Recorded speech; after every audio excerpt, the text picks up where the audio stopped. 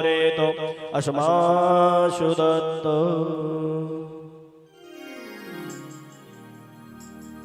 आरती श्री रामायण जी की, कीरति कलित ललित सियपी की। आरती श्री रामायण कीरति कलित ललित सियपी की। आरती श्री रामायण जी की, कीरति कलित ललित सियपी। आरती श्री रामायण जी की,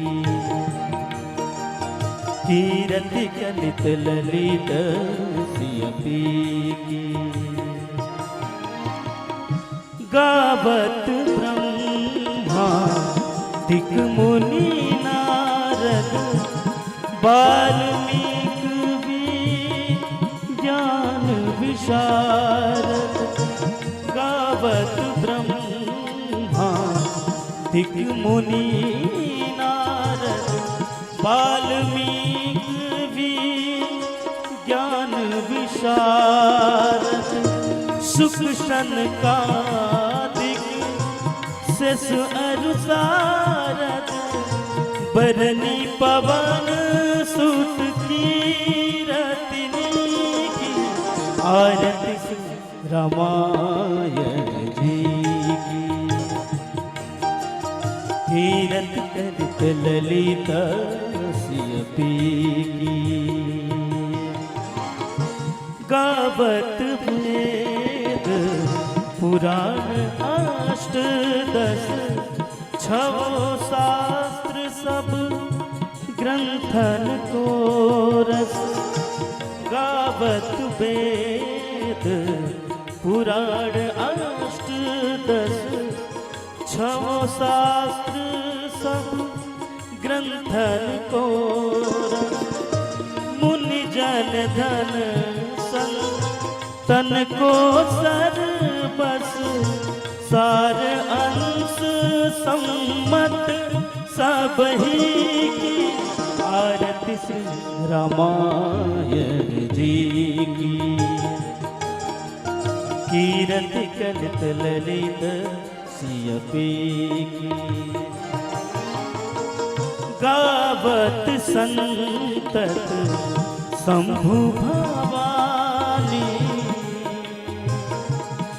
घट संभव मुनि विज्ञान। गावत संतत शंभु भवानी, अरुघट संभव मुनि विज्ञान। व्यास आदि कवि बरज बखानी, काग भूषुंडी गरुड़ के ही। आरती श्री रामायण जी की, कीरति कलित ललित सियपी की। कलिमल हरणी विषय रस फीकी, सुभग सिंगार मुक्ति जुबी। तलन रोग भव भूरी अमी की, तात मात सब विधि तुलसी की। आरती श्री रामायण जी की, कीरति कलित ललित सियपी की। कर्पूर गौरम करुणावतारम, संसार सारम भुजगेन्द्रहारम।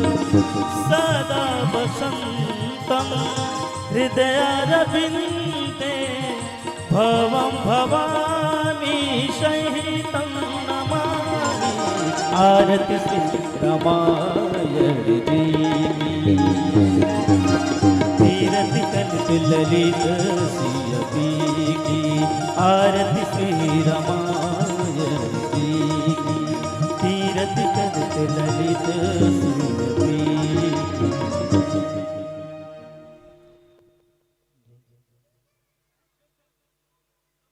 हे वनस्पतयः शान्तिर्विश्वे देवाः शान्ति ब्रह्म शान्ति शान्तिरेव शान्ति श्यामा शान्तिरेः ॐ शीतलीतं जगन्माता शीतलीतं जगत्पिता शीतलीतं जगद्धात्री शीतलाय नमो नमः आरार्धक्यं समर्पयामि जलेन शीतलीकरणं पुष्पैदेवाभिवन्दनम् आत्माभिवन्दनम् तदो आरार्धक्यं ग्रहणं मन्त्रपुष्पाञ्जलिं हरिवोमाजनेन वयजन्ददेवास्तानि धर्माणि प्रथमान्यासन्नादेहनागं महिमानः शचन्द्रद्रवोर्विषाद्याः शान्तिदेवाः ॐ नानाशुगन्धवसमाणि यथा कालो भवानि च पुष्पाञ्जलिर्मया दत्तो गृहाण परमेश्वर पापोऽहं पापकर्माहं पापात्मा पापसम्भवा पाहि नाथ श्रीराम सर्वपापहरो भव सर्वकष्टहरो भव सर्वदुःखहरो भव ओम भूर्भुवः श्री सीतारामाभ्यां हर हनुमते नमः चरणकमलेषु अनन्तकोटिं पुष्पाञ्जलिं समर्पयामि नमस्करोमि प्रणतप्रणमाम्यहम् ओम नमः सवितार्थाय जगदाधारे हेतवे साष्टांगोऽयं प्रणामस्ते प्रियतमेन मया गिद्धः बोले राघवेंद्र सरकार की श्री हनुमान जी महाराज की शंकर भगवान की स्थान देवता की आवाहित देवी देवताओं की संत समाज की सत्य सनातन वैदिक धर्म की आज के आनंद की सभी भक्तजनों की ओम नमः पार्वती पदे हर हर महादेव। आइए हम सभी भक्त अपने यथास्थान पे बैठ जाए। सभी लोग अपना अपना स्थान ग्रहण कर ले।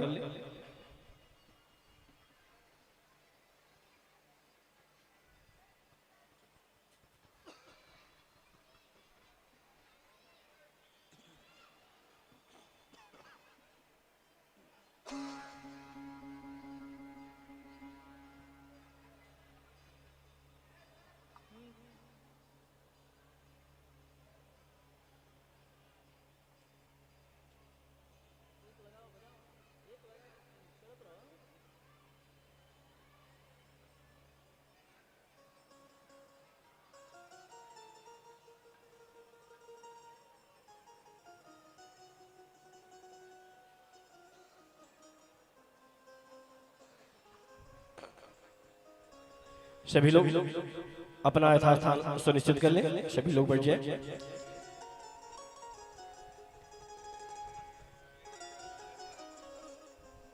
और सभी गार्जियन से निवेदन है कि बच्चों को अपने पास बैठा करके रखें, प्रेम से कथा श्रवण करें।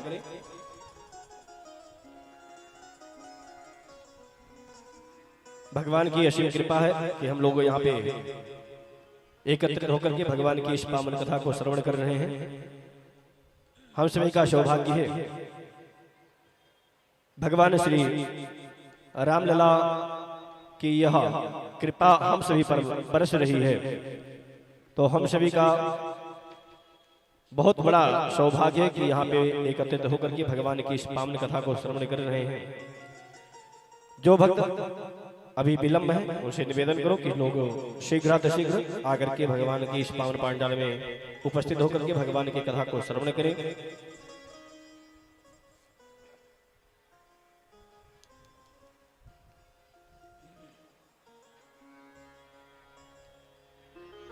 कथा की इस पावन बेला में श्री महाराज जी उपस्थित हैं और सभी भक्तों बड़े लगन से कथा श्रवण कर रहे हैं। 2 दिनों से अपने इस अमूल्य समय को यहाँ प्रदान कर रहे हैं। आप सभी का बहुत बहुत साधुवाद, धन्यवाद। और आइए, कथा का समय हो चुका है। हम सभी श्री महाराज जी से निवेदन करें कि हम सभी को श्री राम कथा श्रवण करा करके हम सभी को अनुग्रहित करें। श्री महाराज जी।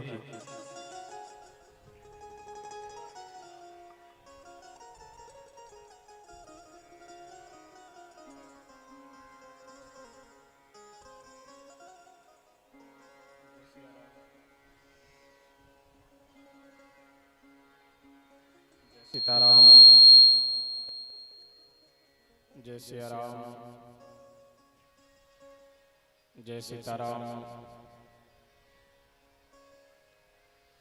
जय सिया राम। जय सीताराम। जय सिया राम। जय सीताराम। जय सिया राम। जय सीताराम। जय सिया राम। जय सिया राम।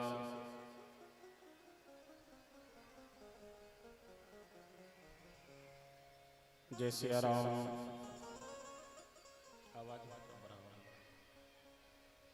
जय सीताराम। जय सिया राम। जय सीताराम।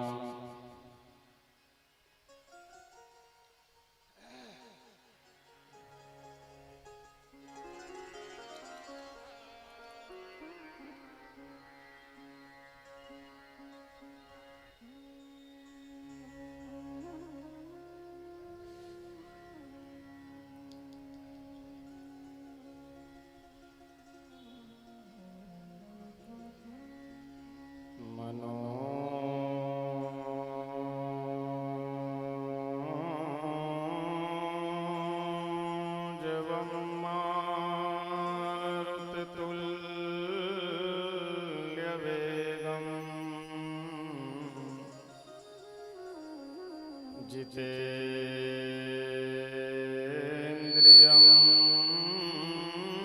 बुद्धिमतां वरिष्ठम्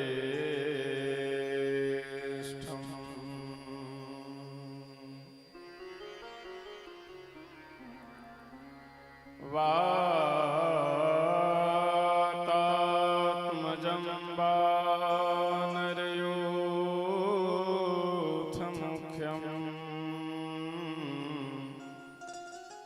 श्रीरामदूतं शरणं प्रपद्ये।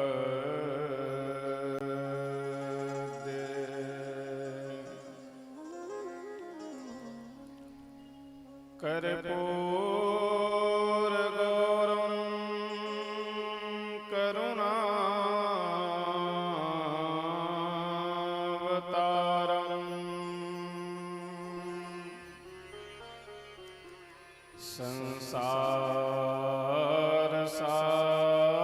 संसारसारं भुजगेन्द्रहारम्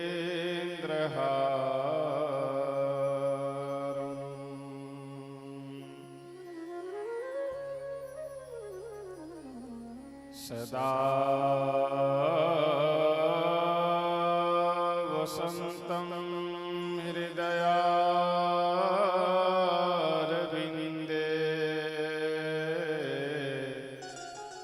भवं भवानी सहितं नमामि।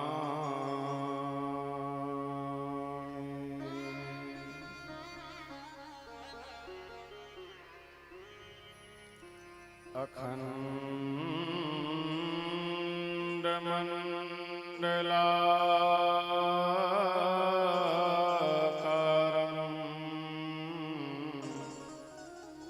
व्याप्तं येन चराचरम्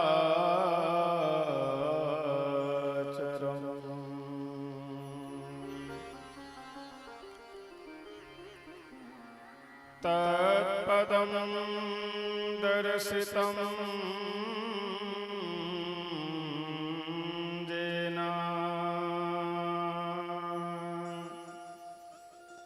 तस्मै श्री गुरुवे नमः।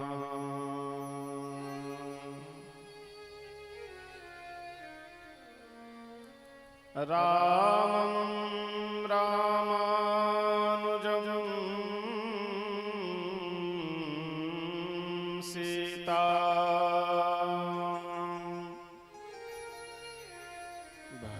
कृतं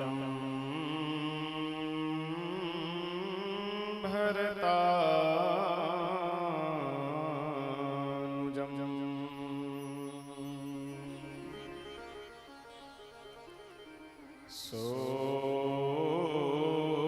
सुग्रीवं वायुसूनुं च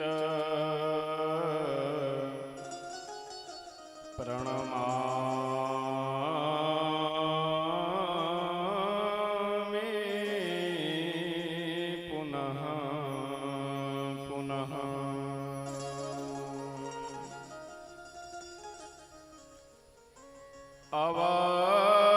अवधधाम धामाधिपते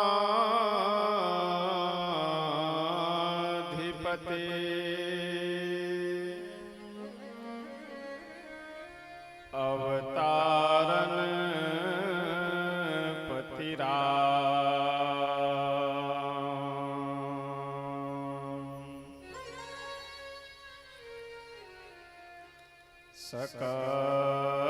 सकल सिद्धिपति जानकी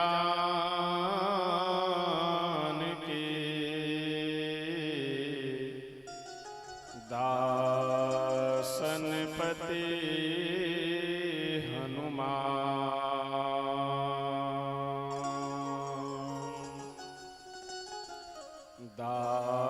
दासनपति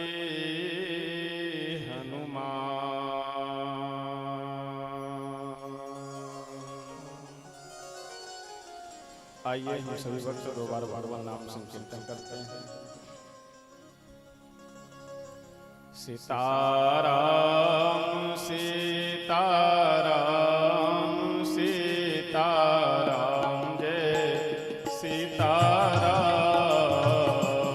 सीताराम सीताराम सीताराम जय सीताराम सीताराम सीताराम सीताराम जय सीताराम सीताराम सीताराम सीताराम जय सीताराम सीताराम सीताराम सीताराम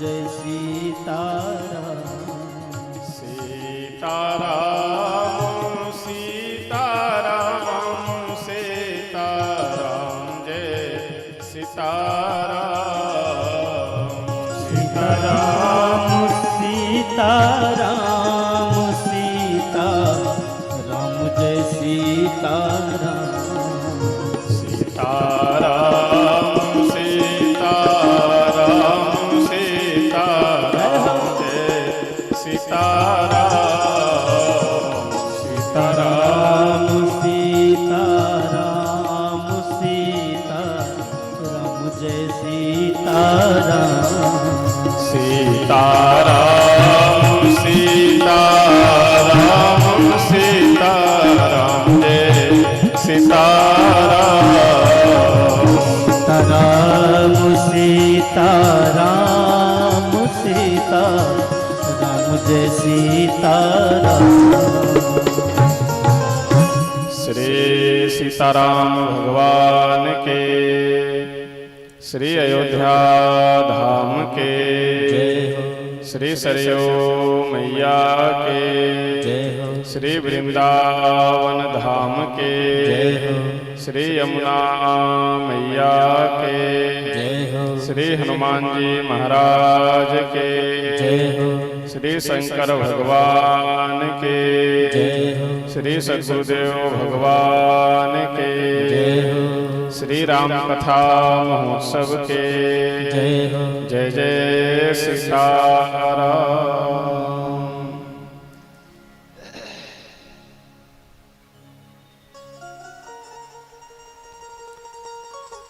अखिल ब्रह्मांड नायक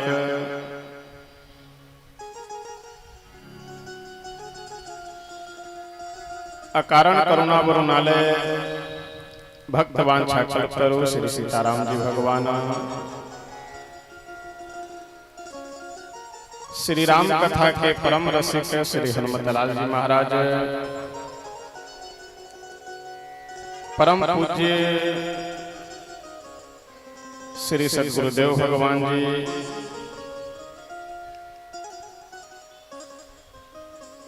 इस श्री राम कथा महोत्सव के आयोजक इस जमरुदपुर गांव के और आसपास के सभी आयोजक गण, व्यवस्थापक गण,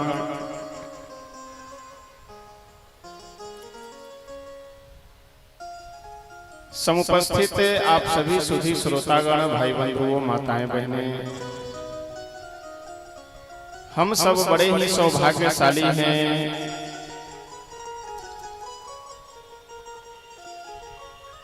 भगवान भूत भावन भोले शंकर के इस सुंदर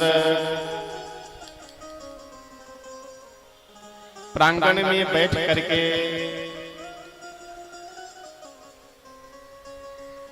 श्री सीताराम भगवान की परम मंगलमय पावनी कथा श्रवण कर रहे हैं।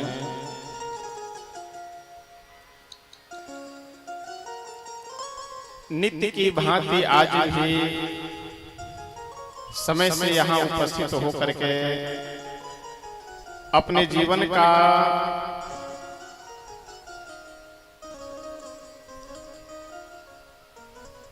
लाभ प्राप्त करने के लिए हम सब यहाँ बैठे हुए हैं। किसी न किसी जन्म का बहुत बड़ा पुण्य है हम सबका कि यह सुंदर आयोजन हमारे आपके सामने उपस्थित है, हो रहा है, और भगवान की विशेष कृपा है हम सब के ऊपर, जिस कारण से इसका हम सब लाभ प्राप्त कर रहे हैं।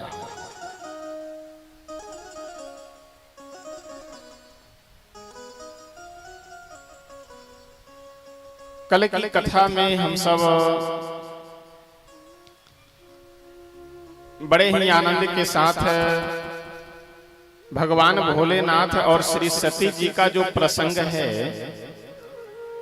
वह श्रवण किए थे।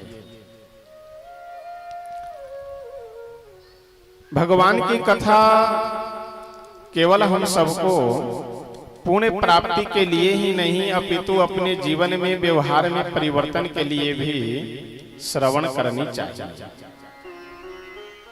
आवाज दब रही है, सादा आवाज हो रही है। हमें क्या करना चाहिए और क्या नहीं करना चाहिए, इन बातों का ज्ञान हमें आपको भगवान की कथा से ही संभव है कि हो सकता है। प्रथम दिवस की कथा में हमने निवेदन किया था कि मनुष्य होना अलग की बात है, मनुष्यता होना ये अलग की बात है। मनुष्य शरीर मिलने के कारण हम सब मानव कहे जाते हैं, मनुष्य कहे जाते हैं, लेकिन जिस व्यक्ति के अंदर में मानव वाला गुण है वही व्यक्ति वास्तव में मनुष्य। नीति शास्त्र का एक बहुत सुंदर श्लोक है कि आहार निद्रा भय मैथुनम च सामान्य मेतत् पशुभिर नराणाम धर्मो ही तेषाम अधिको विशेषो धर्मेण हीना पशुभिः समान। आहार कहते हैं भोजन को, आहार। निद्रा यानी सोना, भय यानी डर भय आदि का जो भाव है, जो डर भय आदि का विचार है, मैथुन यानी स्त्री पुरुष का जो प्रेम है, ये सभी बातें जितनी मात्रा में मनुष्यों में है उतनी ही मात्रा में पशुओं में भी ये सारी सभी बातें। पशु भी सोते हैं, पशु पक्षी भी आहार विहार करते हैं, पशु पक्षियों को भी डर भय का विचार मन में होता है। फिर जानवर में और मनुष्य में अंतर क्या है? तो नीतिकार बहुत सुंदर समझाते हुए कहते हैं कि धर्मो ही तेषाम मनुष्याणाम, मनुष्यों में धर्म ही एक विशेष पशुओं से गुण है, और जो मनुष्य धर्म से हीन हो गया उस मनुष्य में और पशु में फिर कोई अंतर नहीं, दोनों एक समान। और धर्म क्या है? मानवता, मनुष्यता, यही मनुष्य का परम धर्म है कि हमें मनुष्य शरीर मिला है तो हमें परोपकार करना चाहिए। मनुष्य शरीर मिला है, अपने कर्तव्य का पालन करना चाहिए, और मनुष्य शरीर मिला हुआ है तो भगवान का चिंतन मनन, कथा श्रवण और भजन संकीर्तन करना चाहिए। यही मनुष्य का मनुष्यता है, यही मानव में मानवता है। आप अपने कर्तव्य का पालन कीजिए, सुंदर परिवार मिला है उसके प्रति जो आपका दायित्व है, जो कर्तव्य है उसका निर्वाह कीजिए, विचार अच्छे रखिए, कर्म अच्छे रखिए, और भगवान के चरणों में प्रेम रखिए। यही मानवता है, यही मनुष्यता है।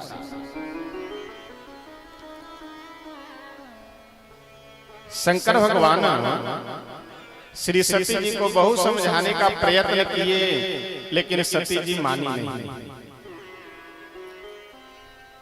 इस प्रसंग से हम लोगों को एक बात सीखनी चाहिए कि चाहे जितना भी कोई खास व्यक्ति हो, कोई भी भाई हो, पत्नी हो, मित्र हो, कोई भी रिश्तेदार हो, कोई भी व्यक्ति कितना ही खास क्यों न हो, लेकिन बार बार समझाने पे भी अगर आपकी बात वह न मान रहा हो तो जबरदस्ती समझाने का प्रयास नहीं करना चाहिए।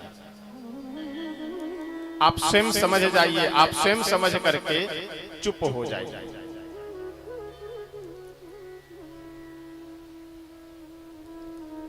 क्योंकि इस संसार में प्रत्येक व्यक्ति, प्रत्येक जीव अपना अपना कर्म लेकर के जन्म लेता है। तो जिसका जैसा कर्म है, जिसका जैसा प्रारब्ध है, उसे आप बदल नहीं सकते। करना क्या चाहिए कि आप अपने कर्तव्य का पालन कीजिए। आपका जो कर्तव्य है समझाना, समझा दीजिए, सही रास्ता दिखलाना, सही रास्ता दिखला दीजिए। लेकिन अगर न बात मान रहा हो तो जबरदस्ती आप उसे बात मनवाने के लिए, समझाने के लिए बहुत परेशान मत हो। सती जी दो शिवगणों को साथ में लेकर के चल पड़ी अपने पिता दक्ष के यज्ञ में सम्मिलित होने के लिए। श्री तुलसी बाबा वर्णन करते हुए बहुत सुंदर कहते हैं, पिता भवन उत सब परमा, जो प्रभु आयसु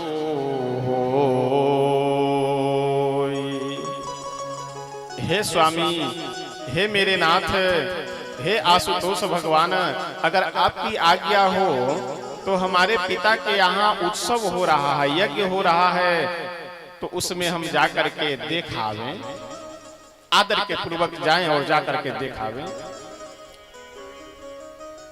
शंकर भगवान बोले कि देवी, बिना निमंत्रण के कहीं पर भी जाना उचित नहीं है। सती जी बोली कि स्वामी, अपने मायके में बिना निमंत्रण के भी जाना चाहिए।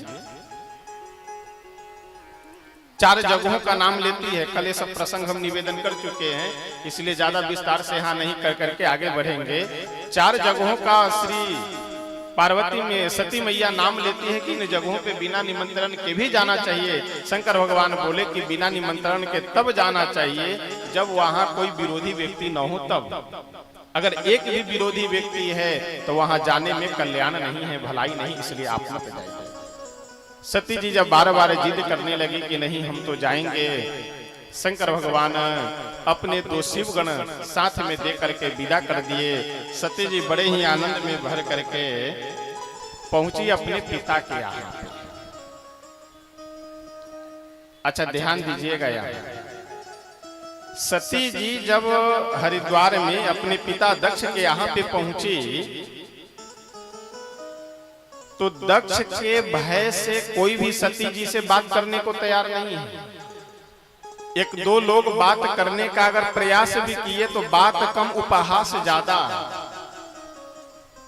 जैसे सती जी जैसे पहुंची वैसे आपस में चर्चा करने लगे, क्यों भाई साहब आपको निमंत्रण गया हुआ था? बोले हाँ बिल्कुल हमको निमंत्रण गया, इसीलिए तो हम आए हैं। समझ गए बात? क्योंकि सती जी बिना निमंत्रण के आई है, इसलिए लोग उपहास कर रहे हैं, व्यंग कर रहे हैं। आपको निमंत्रण किस दिन गया था? बोले कल ही तो हमें निमंत्रण मिला है, इसलिए चल करके आए हैं। यानी सती जी ये सुन ले कि हमें निमंत्रण नहीं मिला है, बिना निमंत्रण के हम आए हैं। मां के पास गई, पुत्र या पुत्री चाहे जैसे भी हो जाएं, लेकिन माता पिता तो माता पिता होते हैं। कुपुत्रो जायते क्वचिदपि कुमाता न भवति। बेटा कुबेटा हो जाए, पुत्र कुपुत्र हो जाए, पुत्री कुपुत्री हो जाए भले, लेकिन माँ कभी कुमाता नहीं। सती जी जाकर के माँ को प्रणाम किए। माँ देख करके नेत्रों में आंसू भर करके बोली कि चलो तुम्हारे पिता नाराज हैं, निमंत्रण नहीं दिए, लेकिन फिर भी अपने पिता के यहाँ बिना निमंत्रण के भी आना चाहिए। बहुत अच्छी बात है, मुझे तो बहुत प्रसन्नता हुई कि तुम आ गई। सती जी जाकर के दक्ष अपने पिता को प्रणाम की, लेकिन दक्ष जैसे सती जी को आते हुए देखा वैसे मस्तक अलग घुमा करके दूसरी ओर देखने लगा, दूसरे लोगों से बात करने लगा। सती जी प्रणाम की पिता को और सीधे यज्ञ मंडप में पहुंच गई, जहां देवताओं का पूजन स्थल वगैरह था, वहां पे पहुंच गई। जब यज्ञ मंडप में जा करके देखी तो वहां पे कहीं पर भी शिव जी का भाग नहीं दिया गया।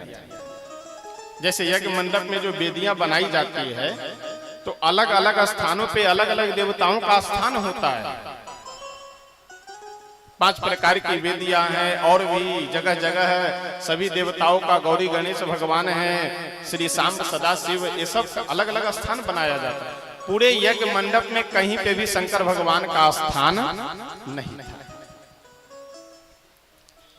अब जैसे यह दृश्य सती जी देखे, मन ही मन बहुत क्रुद्ध होकर के, बहुत नाराज होकर के जितने भी वहां बैठे हुए थे सबको श्राप देने लगे।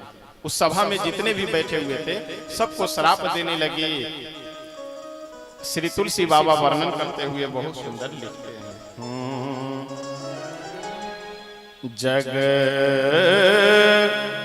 दातमा महेश पुरारी,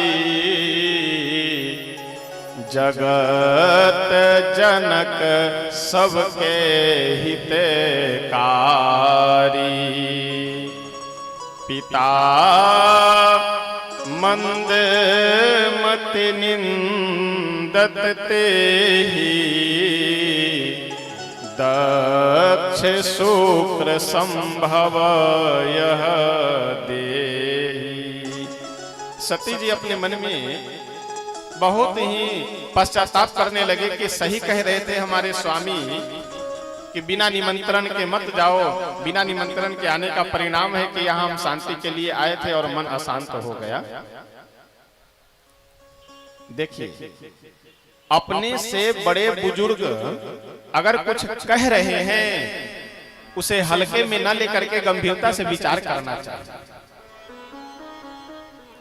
देखिए, एक बात मैं आप सबको बताऊं, आप सब विचार कर करके बताइएगा, ज्येष्ठ और श्रेष्ठ में क्या अंतर है? ज्येष्ठ किसे कहते हैं और श्रेष्ठ किसे कहते हैं?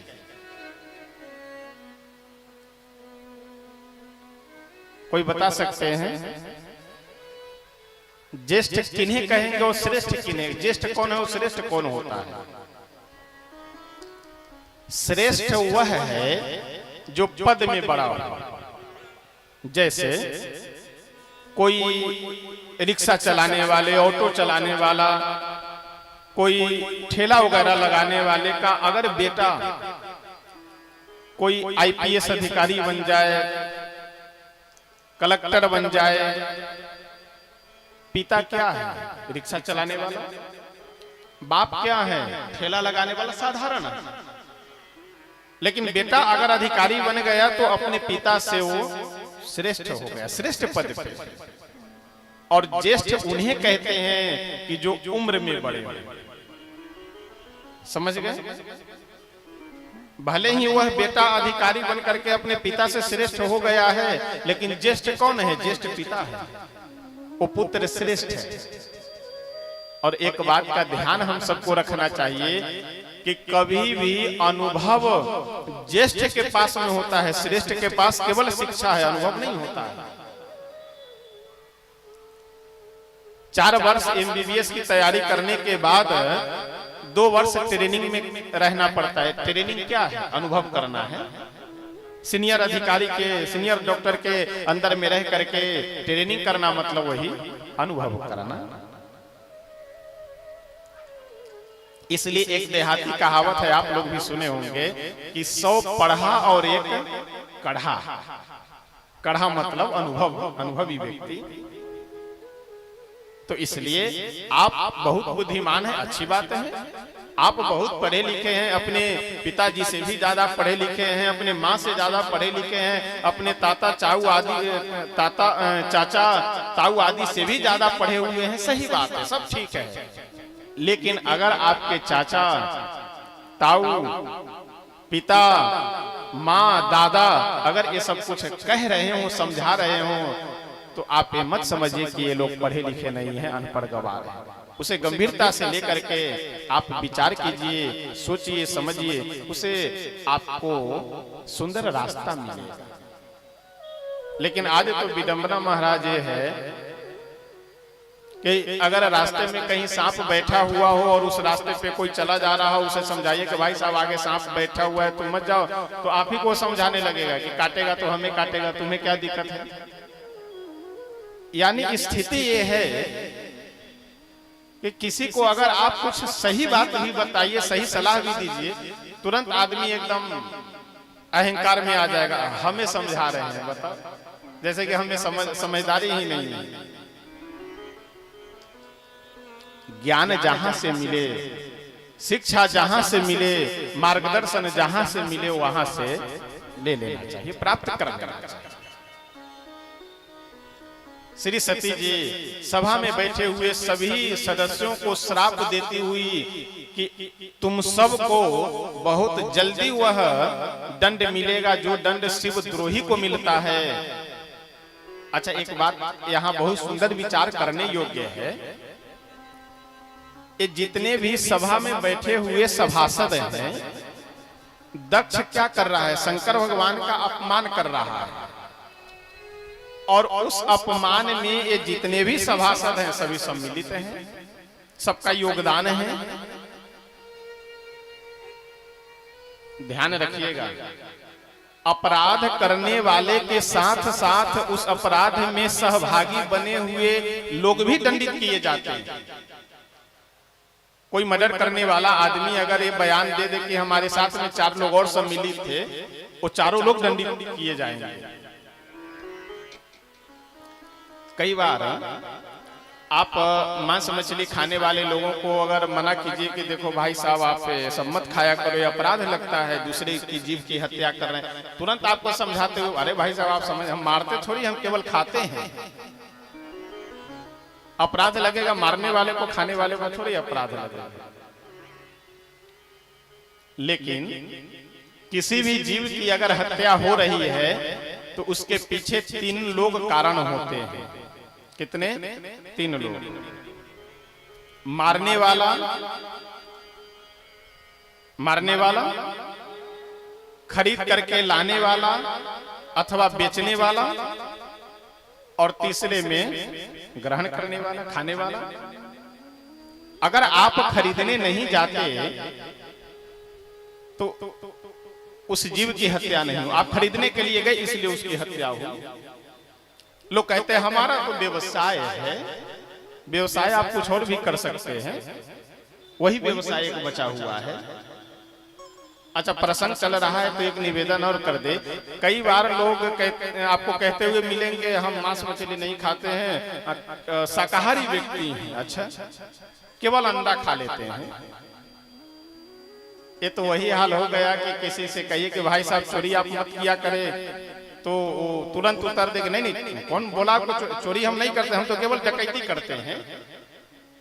चोरी का मतलब पीठ पीछे चुरा लेना और डकैती का मतलब चाकू या रिवाल्वर दिखला करके छीनना। बात तो दोनों बराबर है। तो इसलिए अच्छा, लोग तर्क भी इतना बढ़िया देते हैं कि क्या बतावे। अरे जैसे दूध है उसी तरह से अंडा है। महापुरुष आदमी दूध को अगर आप छोड़ दीजिए तो वह सड़ जाएगा, खराब हो जाएगा, कीड़े पड़ जाएंगे। और अंडे को अगर छोड़ दीजिए तो उससे एक नया जीव तैयार हो जाएगा। एक अंडे को फोड़ना, समाप्त करना मतलब एक जीव की आप हत्या कर रहे हैं और कहते हैं कि हम शाकाहारी हैं, हम अपराध नहीं कर रहे हैं। इसलिए आहार विहार शुद्ध रखना ये परम आवश्यक है। और लोगों का एक भ्रम है ना कि हम बच्चों को नहीं खिलाएंगे तो बच्चा मेरा पहलवान नहीं होगा। आपके आसपास में ही सैकड़ों हजारों ऐसे परिवार होंगे कि जिस परिवार में 5-10 पीढ़ी से कोई मांस मछली खाने वाला नहीं है, लेकिन फिर भी सब स्वस्थ हैं, हट्टे कट्टे हैं, बढ़िया मजबूत हैं। ये सब मन का भ्रम है, मन की बीमारी है कि अगर हम मांस मछली ये सब नहीं खिलाएंगे बच्चों को तो बच्चे दुबले पतले हो जाएंगे। अरे कौन तुम्हें बॉर्डर पे भेजना है? शरीर स्वस्थ रहे, मजबूत रहे, ठीक ठाक रहे, बस बात खत्म। इसलिए आहार विहार शुद्ध रखना ये परम आवश्यक है। अगर आहार विहार आपका शुद्ध नहीं है, चाहे जितनी तीर्थ यात्रा कीजिए, चाहे आप जितना वैष्णो माता घूमते रहिए, कोई मतलब नहीं है उसका। आप चाहे जितने जल चढ़ाते रहिए शंकर भगवान को, अगर मांस मछली खा रहे हैं, शराब पी रहे हैं, सब बेकार है आपका। कोई उसे जीवन में परिवर्तन नहीं होना है। आप करेंगे दूसरे की हत्या, पिएंगे शराब, घर में अपराध करेंगे, दूसरों को नुकसान करेंगे और ये सोचेंगे कि हम दर्शन कर करके आ गए महाकाल भगवान का, तो महाकाल भगवान हमारी रक्षा कर लेंगे। कभी रक्षा नहीं करेंगे। पहले आप आहार विहार और विचार कर्म तो सही रखिए। कर्म सही है आपका, महाकाल भगवान भगवती माँ घर में आकर के आपको दर्शन देंगी। विचार और कर्म सही नहीं है, आप चाहे जहां चले जाइए उससे कोई परिवर्तन नहीं होना। आइए एक भजन, एक दो पंक्ति बोल करके तब हम सब आगे बढ़ेंगे कि हम लोग भगवान से यह प्रार्थना करें, प्रभु से यह प्रार्थना करें कि प्रभु हम उतने सामर्थ्यवान नहीं हैं कि आपके चरणों में अपने मन को लगा ले, लेकिन आप तो सामर्थ्यवान हैं कि हमें खींच करके अपने चरणों में आप लगा सकते हैं। इसलिए प्रभु मेरे ऊपर आपके सदैव एक कृपा बनी रहे। कौन सी कृपा? आइए हम सब एक दो पंक्ति एक भजन बोल करके तब आगे बढ़ेंगे। भगवान मेरी नैया, भगवान मेरी नैया, उस पार लगा देना। भगवान मेरी नैया, उस पार लगा दे। भगवान मेरी नैया, उस पार लगा देना। भगवान मेरी नैया,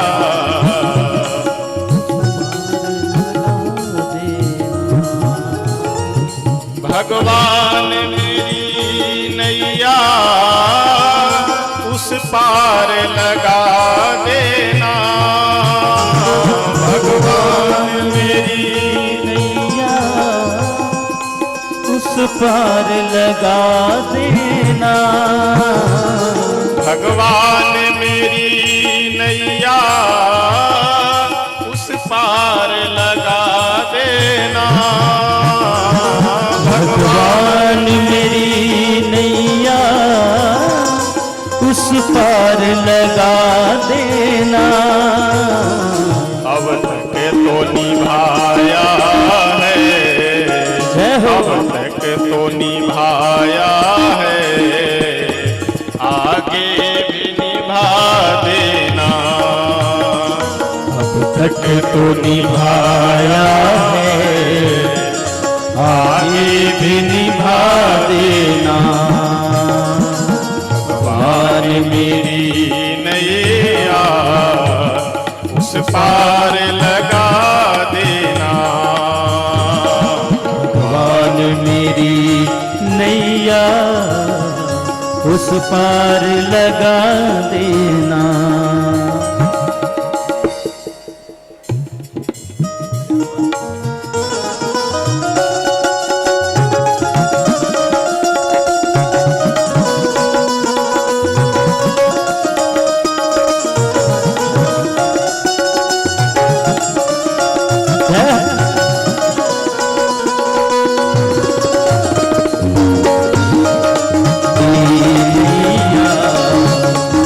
उस पार लगा देना।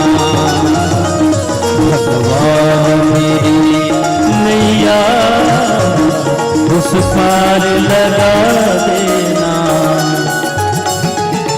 अगली पंक्ति का बहुत सुंदर संदेश है।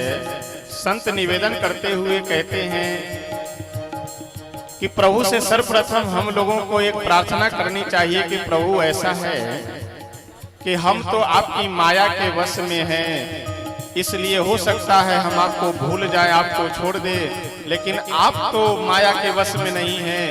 तो अगर आप मेरे ऊपर ध्यान रखे रहेंगे तो हमारा कल्याण हो जाएगा, बेड़ा पार हो जाएगा।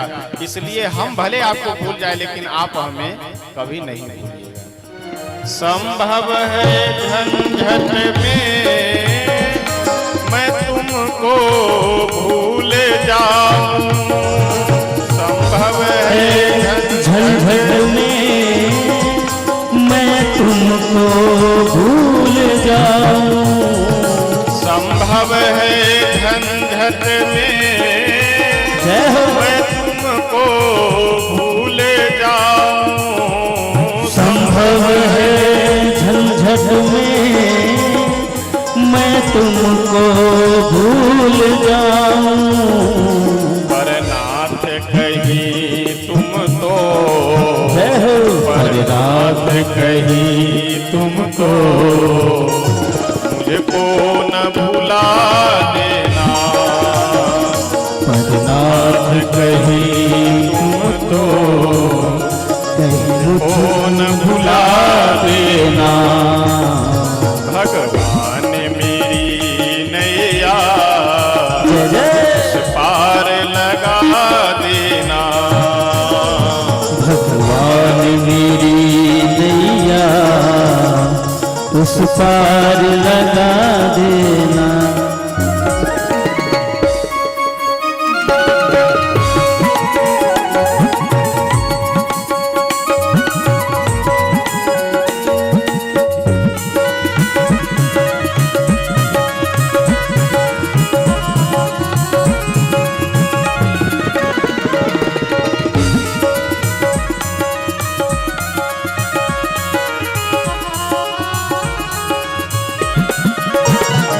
भगवान मेरी नैया उस पार लगा देना।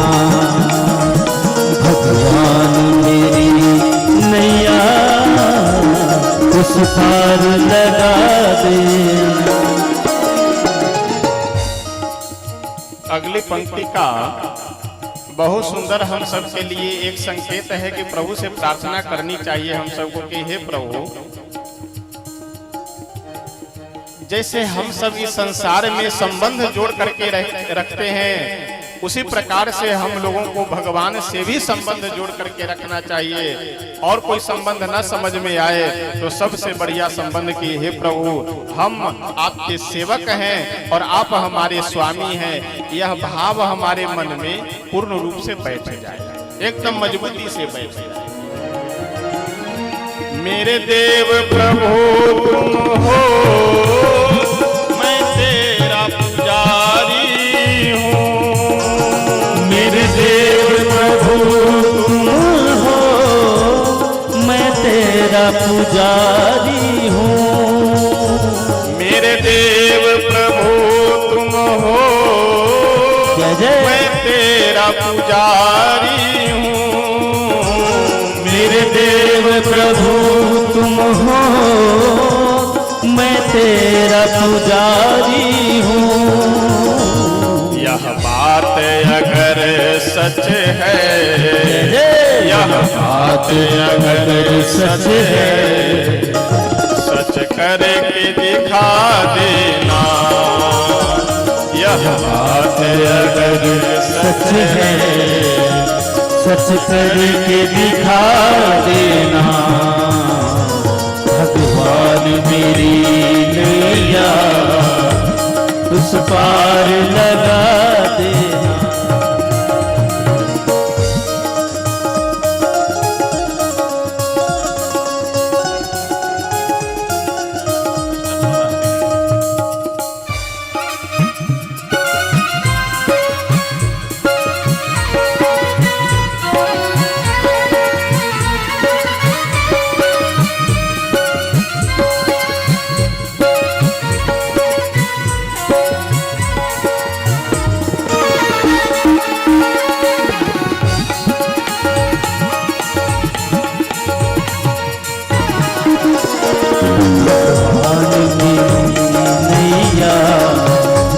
उस पार लगा देना। भगवान मेरी नैया उस पार लगा देना। और मैं अभी निवेदन कर रहा था कि पूजा पाठ हम करें, अच्छी बात है, तीर्थ यात्रा भी करें, सब अच्छी बात है, लेकिन उससे पहले विशेष बात और अच्छी बात यह है कि अपने कर्म और विचार को सही रखें, सही करें। ये पहली प्राथमिकता है। अगली पंक्ति में हम सब भगवान से यही निवेदन करते हैं कि हे प्रभु, आप ऐसे कृपा कीजिए कि हमारा मन, हमारा हृदय शुद्ध हो जाए, निर्मल हो जाए, ताकि हम आपको अपने हृदय में ही दर्शन कर लिया करें। आप मेरे हृदय में विराजमान हो जाइए, ऐसा मेरा हृदय और अंतःकरण शुद्ध हो जाए, निर्मल हो जाए।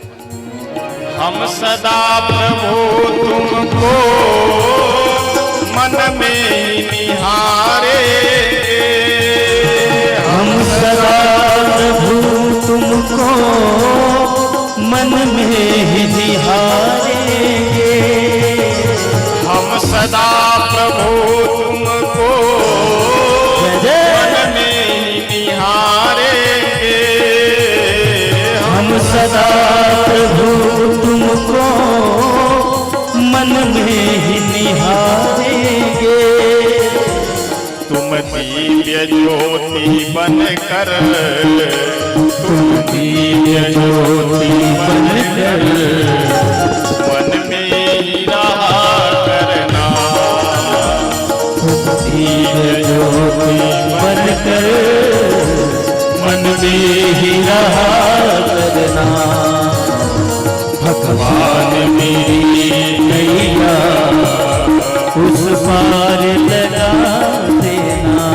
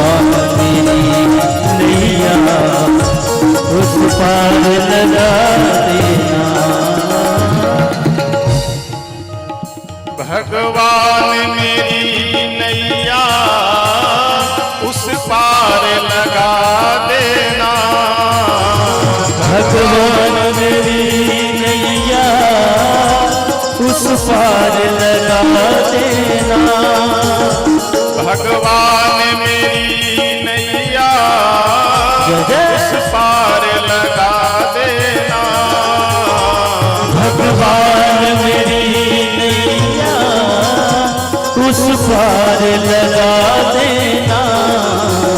अब तक तो निभाया है, अब तक तो निभाया है, आगे भी निभा देना। अब तक तो निभाया है, आगे भी निभा देना। भगवान मेरी नैया उस पार लगा देना। भगवान मेरी नैया उस पार लगा देना। श्री सीताराम भगवान की। अब तक तो निभाया है, आगे भी निभा देना। हे प्रभु, अब तक मेरे जीवन में जो बीता, जैसा बीता आपकी कृपा से सब बढ़िया है, आगे जो बीते वह भी बढ़िया बीते। देखिए, इस संसार में किसी भी मनुष्य की, चाहे हम आप दुनिया के कोई भी व्यक्ति हो, कोई भी मनुष्य हो, किसी की भी सभी इच्छाएं पूर्ण नहीं हो सकती। हम जो जो चाह रहे हैं वह सारी बातें पूरी हो जाए, ये संभव ही नहीं। इसलिए हमारे कर्म से, ईश्वर की कृपा से जितनी मिल जाए, जितना मिल जाए, जो मिल जाए, बस उसमें मन प्रसन्न रहे, बड़ी बात ही है।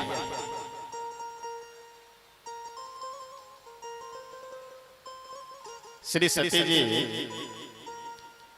सभी सभा में बैठे हुए सभासदों को श्राप दे करके अंत में भगवान से प्रार्थना करते हैं कि हे प्रभु, अगर मेरा शिव जी के चरणों में अनन्य प्रेम है और आप भगवान हैं, तो मुझे एक आशीर्वाद दीजिए कि मैं अब शरीर छोड़ने जा रही हूँ। मैं शरीर को अब रखना नहीं चाहती, क्योंकि जब हमारे भोलेनाथ भी मेरा परित्याग कर दिए हैं, तो अपने पति से परित्यक्त हो करके जीवन धारण करना कोई मतलब नहीं है। इसलिए मैं शरीर परित्याग करने जा रही हूँ। बस एक आशीर्वाद दीजिए कि मेरा जो भी जन्म हो, जब भी जन्म हो, तो मुझे भगवान भोलेनाथ की अर्धांगिनी बनने का ही सौभाग्य प्राप्त हो। ध्यान दीजिएगा, सती जी क्या वर मांग रही है कि आगे जितने भी मेरे जन्म हो, प्रत्येक जन्म में मैं भगवान भोलेनाथ की ही दासी बनूं, उनकी पत्नी बनने का ही हमें सौभाग्य प्राप्त हो। अच्छा, अंत समय में जैसी बुद्धि होती है, अंत समय में जैसी बुद्धि होती है, अगला जन्म वही मिलता है, अपने यहाँ शास्त्रों में लिखा हुआ। एक बात बतावे, वैसे हमारा विचार है, हो सकता है सही भी हो सकता है गलत भी हो। आजकल आप लोग देखते होंगे कुत्तों की संख्या बहुत बढ़ रही है। गांव हो, शहर हो, कहीं पर भी कुत्तों की संख्या बहुत बढ़ रही है। और इसके पीछे मुझे तो ऐसा लगता है कि कुत्तों से लोगों का प्रेम बढ़ रहा है। अब घर में और कोई हो ना हो, लेकिन टॉमी महाराज हर जगह मिलेंगे। अब खाना है उनके साथ, घूमना है उनके साथ, बैठना है उनके साथ, तो मरते समय और कोई भगवान थोड़े याद आएंगे। डीओजी साहब याद आएंगे अंत में, और डीओजी साहब जब अंत में याद आएंगे तो मरने के बाद आप कोई देवता और इंद्र वरुण कुबेर थोड़े ही बनेंगे, फिर डीओजी ही बनेंगे।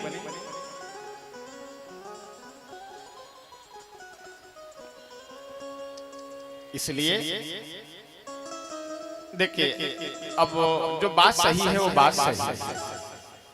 आप कुत्ता पालिए, बिल्ली पालिए, बंदर पालिए, जो मन हो सो पालिए, लेकिन जो सही बात है वह बताना हमारा कर्तव्य है कि घर में आप भगवान का मंदिर रखे हैं, भगवान की पूजा कर रहे हैं, लेकिन शास्त्रों का यह निर्देश है कि कुत्ते को अगर घर में रख रहे हैं तो उस पूजन को कभी भी ईश्वर भगवान वहां स्वीकार बासी नहीं करेंगे।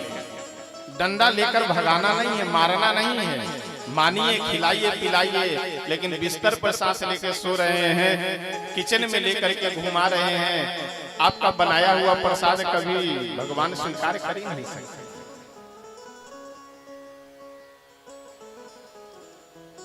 सबकी एक सीमा है, सबकी एक मर्यादा है, सबकी एक व्यवस्था है। जो मन हुआ सो करने लगे, जैसे मन हुआ वैसे करने लगे तो कीजिए, लेकिन आप बर्बाद हो।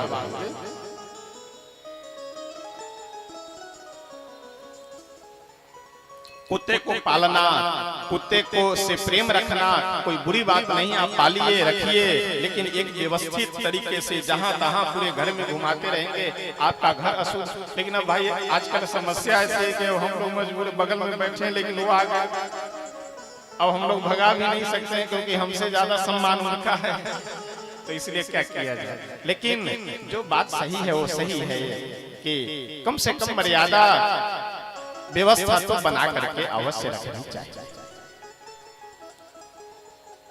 सती जी जवान समय में भगवान भोलेनाथ के चरणों में अपने मन को समर्पित कर करके शरीर का परित्याग करते हैं।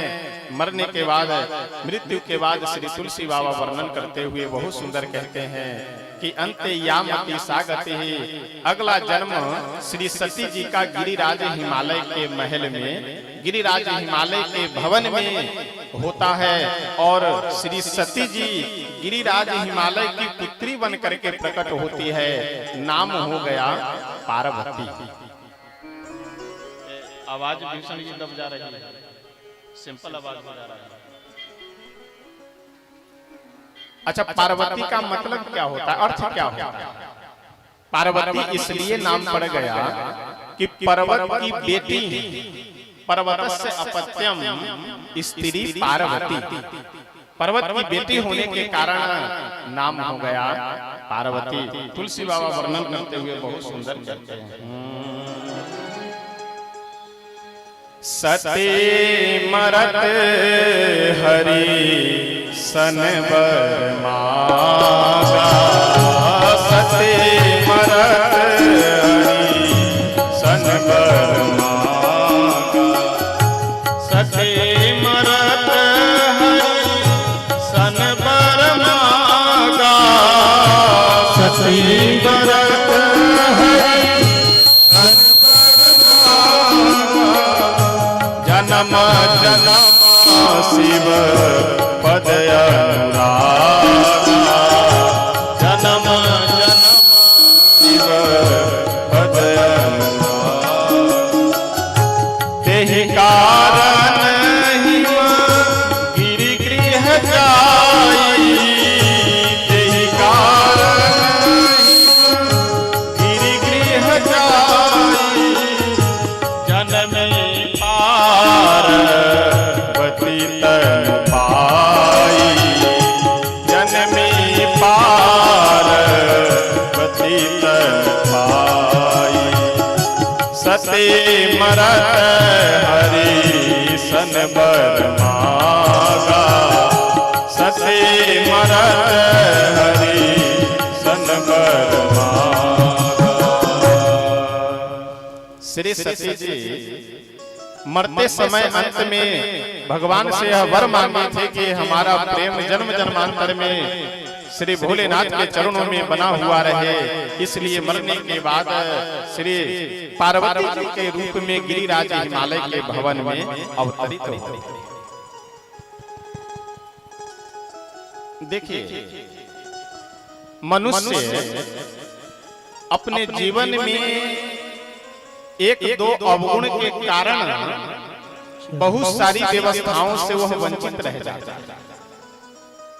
मतलब बहुत सारी लाभ को पाने से मनुष्य वंचित रह जाता है केवल एकाध दो अवगुण के कारण। और उन अवगुणों में वर्तमान समय में विशेष एक अवगुण है अभिमान, अहंकार।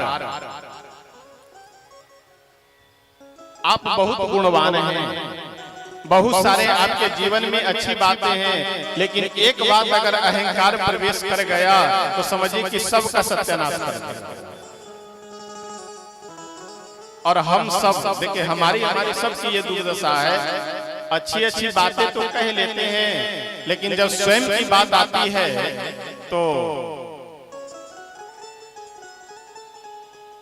फिर वहां पीछे हो जाते हैं। अहंकार नहीं करना चाहिए, क्रोध नहीं करना चाहिए, ये नहीं करना चाहिए, वो नहीं करना चाहिए। लेकिन जैसे हमारे जीवन में अगर अहंकार वाली बात को याद तो तुरंत हम अहंकार प्रदर्शित कर देते हैं। इसलिए मैं निवेदन करूंगा कि और कुछ कमी बेसी हो चल जाएगा, लेकिन किसी भी बात का अहंकार न रखें। आप धनवान हैं, भगवान की बहुत अच्छी कृपा है। ठीक है, सही है। जय श्री राम। आवाज एकदम जा रही है बीच बीच में, बात सही है।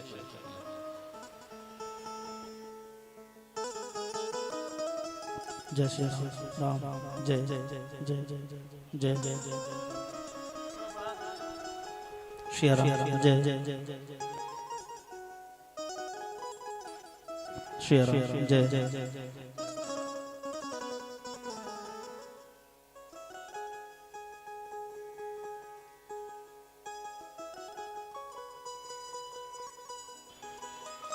श्री सीताराम भगवान की, श्री हनुमान जी महाराज की।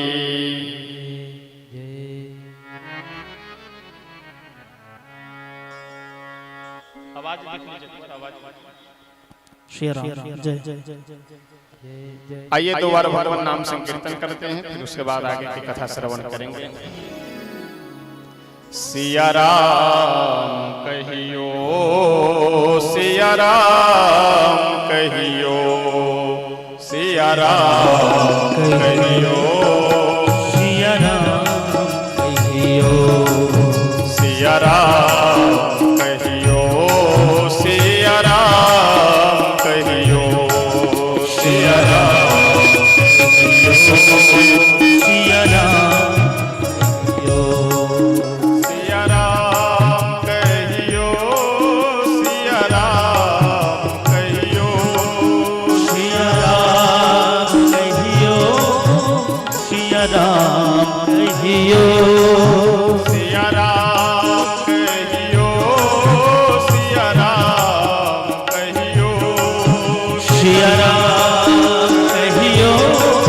सिया राम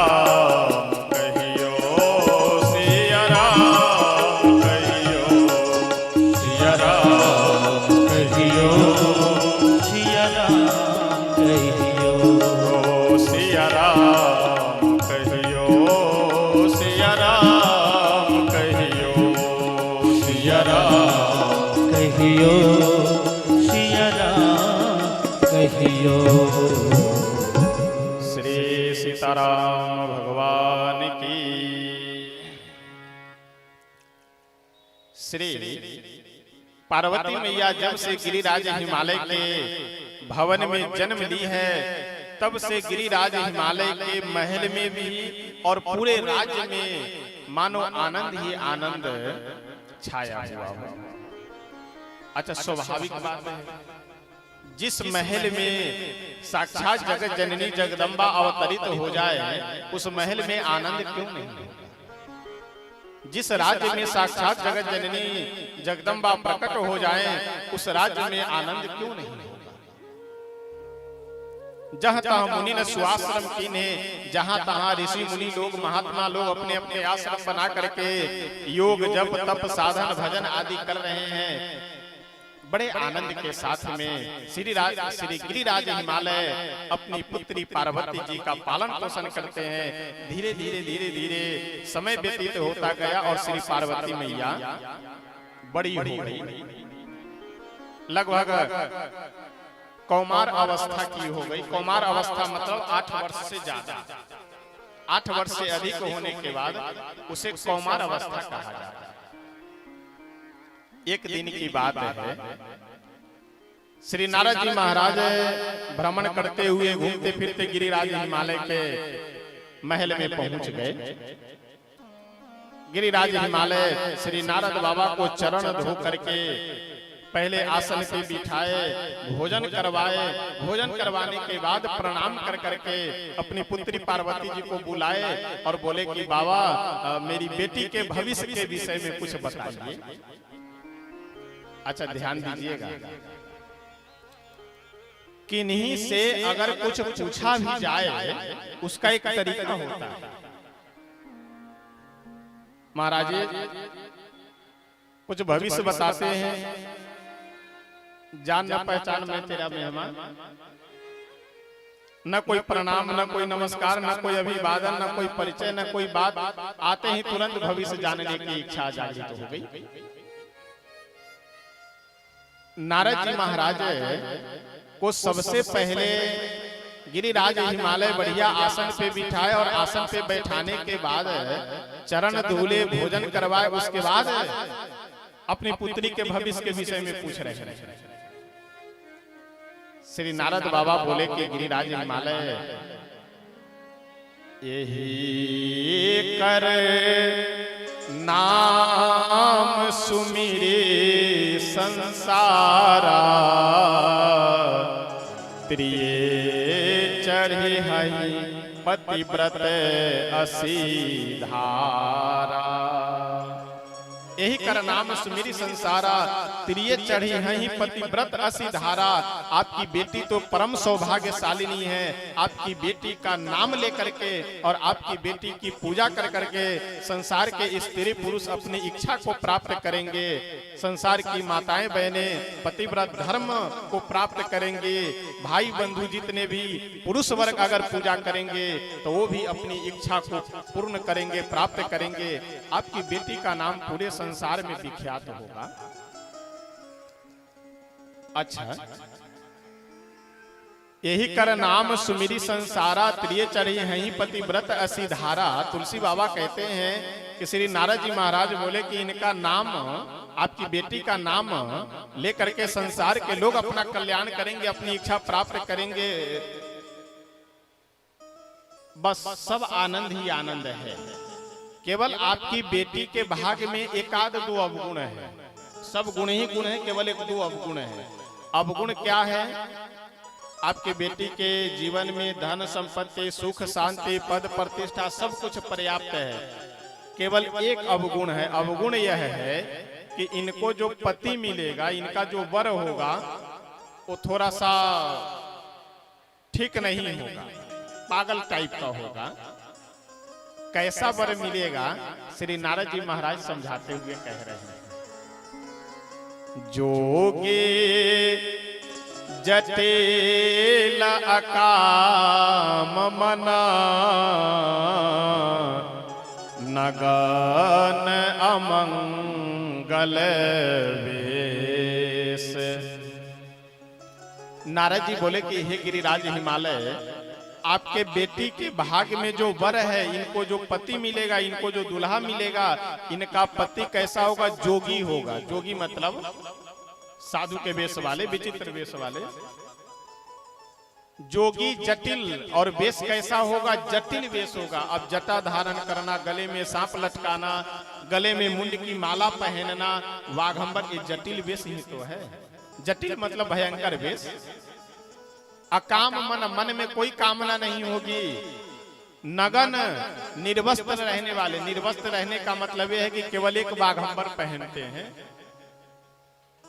अमंगल वेश, अस स्वामी यही कह मिलही परिहस्त सिरे। अच्छा विचार कीजिए आप, एक महिला के जीवन में खूब धन हो, खूब पैसा हो, खूब प्रतिष्ठा हो, सब कुछ हो, और पति ही अगर पागल मिल जाए तो क्या मतलब है उस धन संपत्ति का। एक बार की बात है, एक पिताजी अपने बेटे को लेकर के गए एक गुरुजी के पास। ध्यान से सुनिएगा। एक पिताजी अपने बेटे को लेकर के गए गुरुजी के पास। गुरुजी से बोले कि गुरुजी मेरे बेटे को पढ़ाइए। गुरुजी बोले ठीक है पढ़ाएंगे, रहने दो। कुछ दिन के बाद जब पिताजी गए अपने बेटे को देखने के लिए कि मेरा बेटा कैसा पढ़ रहा है, पिताजी जाकर के गुरुजी से पूछे कि गुरुजी मेरा बेटा ठीक ठाक से तो पढ़ रहा है, वो ठीक ठाक है। गुरुजी बोले बिल्कुल पूछो मत, तुम्हारे बेटे में 100 में 98 गुण है, 100 में 98 गुण है, 2 गुण केवल नहीं है। गुरुजी बोले कि तुम्हारे बेटे में 100 में 98 गुण है, केवल 2 गुण नहीं है। 2 गुण कौन से नहीं है? एक तो इसके पास खुद की अकल नहीं है और दूसरी मेरी यह सुनता नहीं। अच्छा आप विचार कीजिए कि जब स्वयं की अकल न हो और दूसरे की सुने नहीं, तो 100 में 98 नहीं 98,000 गुण हो, उसका फिर क्या मतलब है? नारद जी कह रहे हैं कि गिरिराज हिमालय तुम्हारी बेटी के भाग्य में सब सुख ही सुख है, केवल एक अवगुण है कि इनको जो पति मिलेगा वो ठीक नहीं मिलेगा। गिरिराज हिमालय हाथ जोड़ करके बोले कि गुरुदेव इससे बचने का कोई उपाय कि पति ठीक ठाक मिल जाए। नारद जी बोले कि बिल्कुल इनका विवाह अगर शिव जी के साथ में हो जाए तो सब अच्छा ही अच्छा हो जाएगा। शिव जी से विवाह कैसे होगा? तो आपकी बेटी तपस्या करे। अच्छा कितना सुंदर यहाँ संकेत है। अगर चमत्कार से ही सब काम होना होता, केवल आशीर्वाद से ही अगर काम चलना होता, तो गिरिराज हिमालय यह कहते ना कि गुरुदेव अब क्या तपस्या करना, आप आशीर्वाद दे दीजिए, आशीर्वाद से सब मिल जाए। केवल आशीर्वाद से काम नहीं चलेगा। बिना कर्म किए हुए, बिना साधन भजन किए हुए संभव नहीं है कि हमारे आपके जीवन में परिवर्तन हो जाए। लोग ये चाहते हैं महाराज जी बड़े परेशान हैं, ठीक है भाई सुंदरकांड का पाठ किया करो मंगलवार को। महाराज जी समय नहीं है तो रहो परेशान। केवल आशीर्वाद से जीवन में परिवर्तन संभव हो ही नहीं सकता। कर्म तो आपको करना पड़ेगा। श्री पार्वती मैया लगभग 4000 से अधिक वर्षों तक तपस्या करती हैं। कुछ दिन अन्न खा करके, कुछ दिन अन्न छोड़ करके केवल जल पी करके, कुछ दिन सूखी हुई पत्तियां खा करके, कुछ वर्ष उन सूखे हुए पत्तियों का भी परित्याग कर करके तपस्या करती हैं। और भगवान भोलेनाथ जब से सती जी जा करके अपने पिता के यहाँ शरीर परित्याग किए हैं, तब से क्या कर रहे हैं? तो तुलसी बाबा वर्णन करते हुए कहते हैं कि जहां तहां घूम करके कहीं तो भगवान की कथा सुनते हैं और कहीं भगवान की कथा सुनाते हैं। सती जी से जब से वियोग हुआ है तब से भगवान का एक नियम है, भोलेनाथ का एक नियम है, कहीं तो कथा सुनते हैं अथवा कहीं सुनाते हैं, और नहीं कहीं कुछ अगर व्यवस्था मिली तो भगवान का नाम संकीर्तन करते हैं। आजकल हमारे आपके जीवन में थोड़ी समस्या आती है तो डिप्रेशन के शिकार हो जाते हैं। हमारे आपके जीवन में थोड़ा अगर दुख हुआ तो हम लोग टेंशन में हो जाते हैं, आत्महत्या कर लेते हैं। एक बात का ध्यान रखिए, देखिए कथाओं में हम हमेशा कहा करते हैं कि अगर आपका भगवान से प्रेम है, भगवान के चरणों में स्नेह है, तो भगवान मिलेंगे या नहीं मिलेंगे ये बाद की बात है। ध्यान से सुन। ए बच्चे सब यहाँ क्यों दौड़ रहे हैं? देव जी थोड़ा सा आगे आप रहिए। एक लोग जो है सब बच्चे आज बहुत डिस्टर्ब कर रहे हैं। सब आगे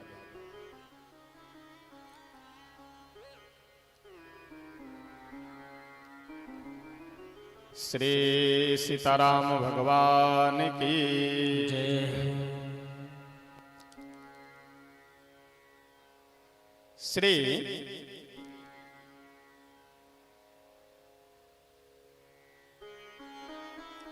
तुलसी बाबा वर्णन करते हुए कहते हैं कि श्री पार्वती मैया हजारों वर्षों तक तपस्या कर रही हैं उधर, और इधर भोले बाबा एक नियम अपने जीवन में धारण किए हुए हैं कि या तो भगवान की कथा सुननी है और नहीं तो भगवान की कथा सुनानी है। और अगर कथा नहीं मिल पाई तो क्या करना है?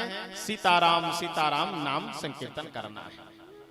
तो मैं निवेदन कर रहा था कि भगवान को मानने से हमारे जीवन में भगवान मिलेंगे या नहीं मिलेंगे ये बाद की बात है।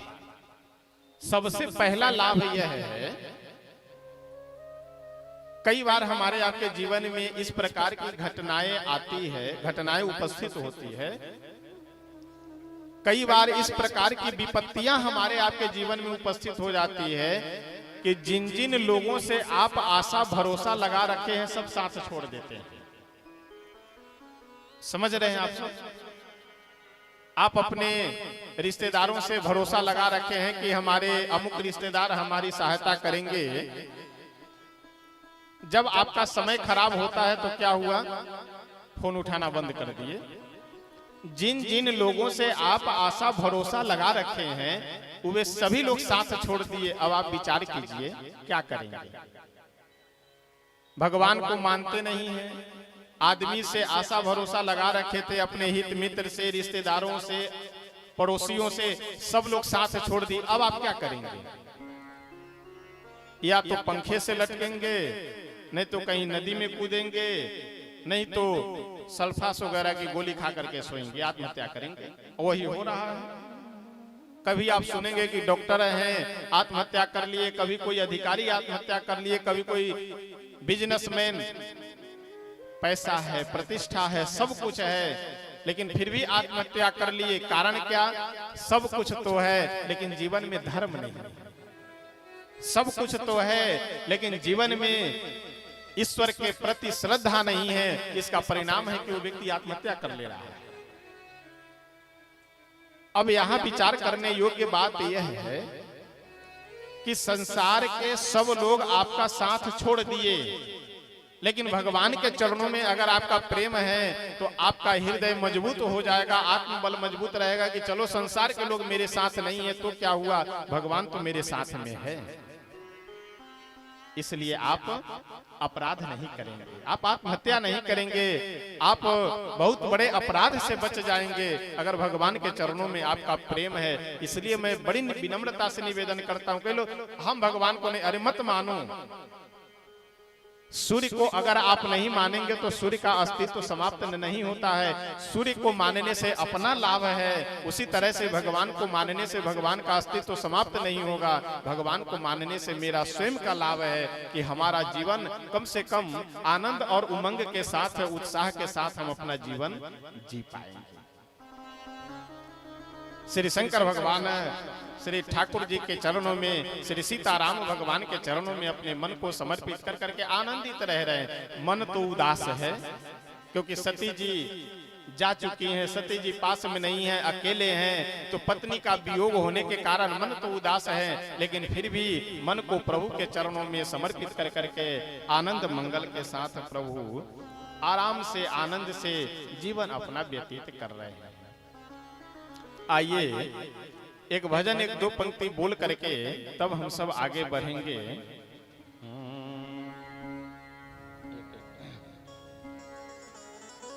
कि इस भजन के माध्यम से हम सब प्रभु से प्रार्थना करते हैं कि हे प्रभु, हमारे जीवन में सुख है, दुख है, स्थिति अनुकूल नहीं है, प्रतिकूल क्या है नहीं है ये अलग की बात है।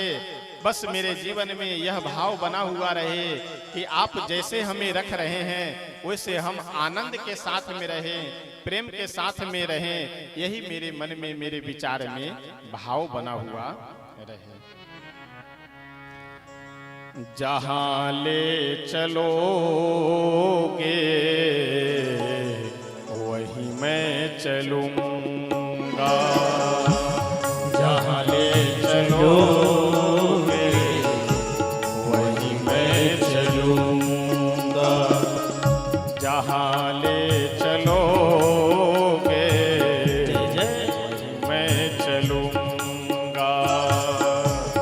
जहाँ ले चलोगे वहीं मैं चलूँगा।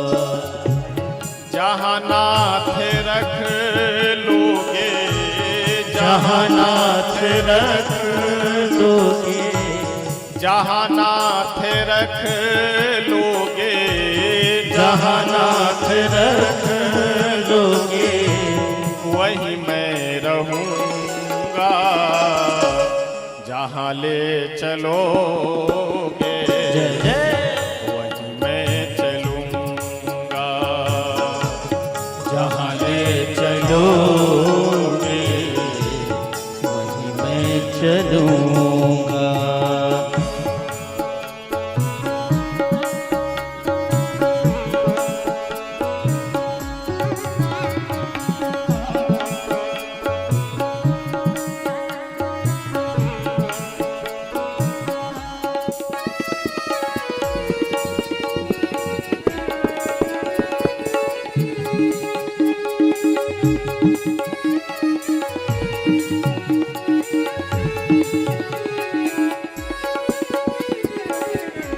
जहाँ ले चलोगे वहीं मैं चलूँगा।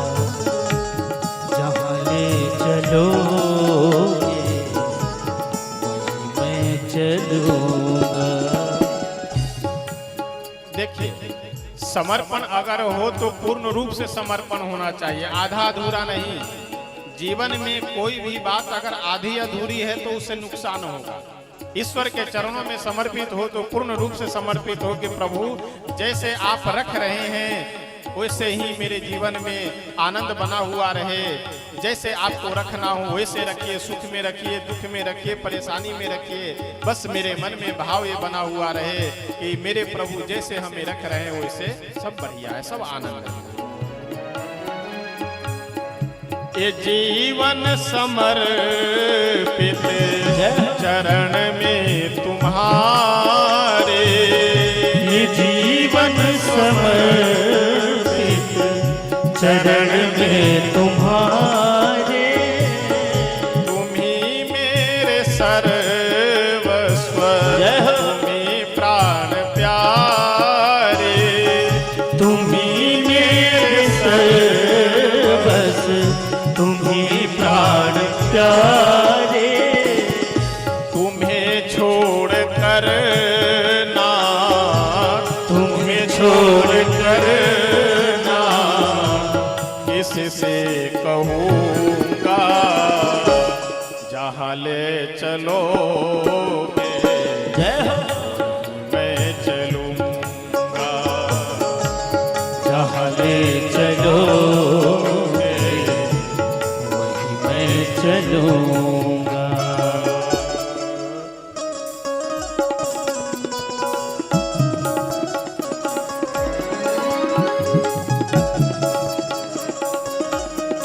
जय हो।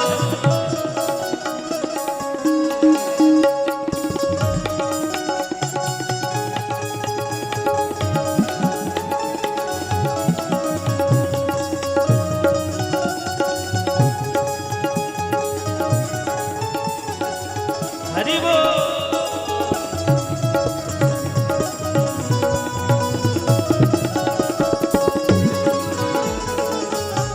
जहाँ ले चलोगे वहीं मैं चलूँगा। जहाँ ले चलोगे वहीं मैं चलूँगा। जैसे आप रख रहे हैं, आपकी अगर इच्छा है तो मेरी भी इच्छा रहे वही है। हम क्यों आपको उलाहना देने के लिए जाए प्रभु कि आप मेरे साथ अच्छा नहीं कर रहे। देखिए, हम लोगों की विडंबना क्या है, अगर काम बन गया तो हम अपने को श्रेय ले लेते हैं कि हम ऐसा किए इसलिए काम बन गया। और अगर काम बिगड़ गया तो तुरंत भगवान के ऊपर डाल देते हैं कि भगवान मेरा काम बिगाड़ दिया। भगवान का काम बिगाड़ना नहीं है, भगवान का काम तो केवल देखना है। जैसा हमारा आपका कर्म होता है वैसे ही सुख दुख हम प्राप्त करते हैं। संत अगली पंक्ति में बहुत सुंदर निवेदन करते हुए कहते हैं, ना कोई उलह ना है, ना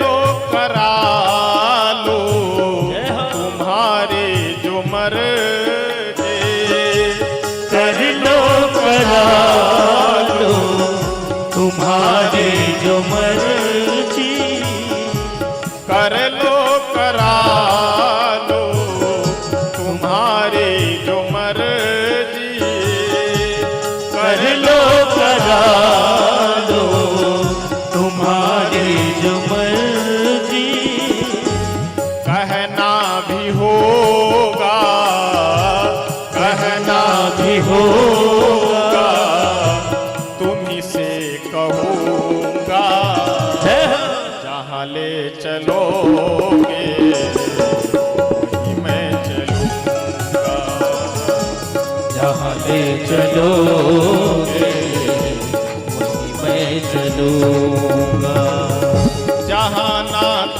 रख लोगे, जहाँ नाथ रख लोगे, ये जहाँ नाथ रख लोगे, जहाँ नाथ रख लोगे वहीं मैं रहूँगा, जहाँ ले चलोगे मैं चलूँगा, जहाँ ले चलोगे वहीं मैं चलूँगा।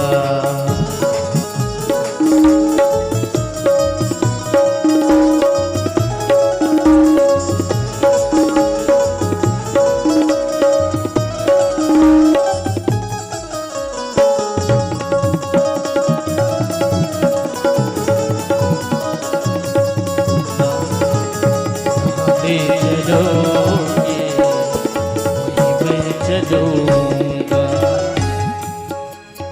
हे प्रभु,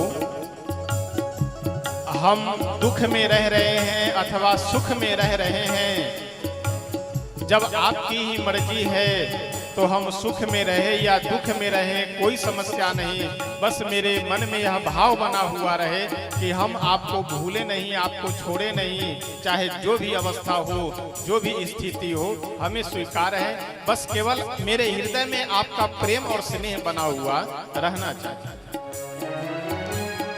दयानाथ दयनीय मेरे अवस्था, दयानाथ दयनीय मेरी अवस्था, दयानाथ दयनीय मेरी अवस्था, दयानाथ दयनीय मेरी अवस्था, तुम्हारे ही हाथ मेरे सारे व्यवस्था, तुम्हारे ही हाथ मेरे सारे व्यवस्था, सहाओगे नाथ जो भी सहाओगे नाथ तुम्हें खुशी से सहूँगा, जहाँ ले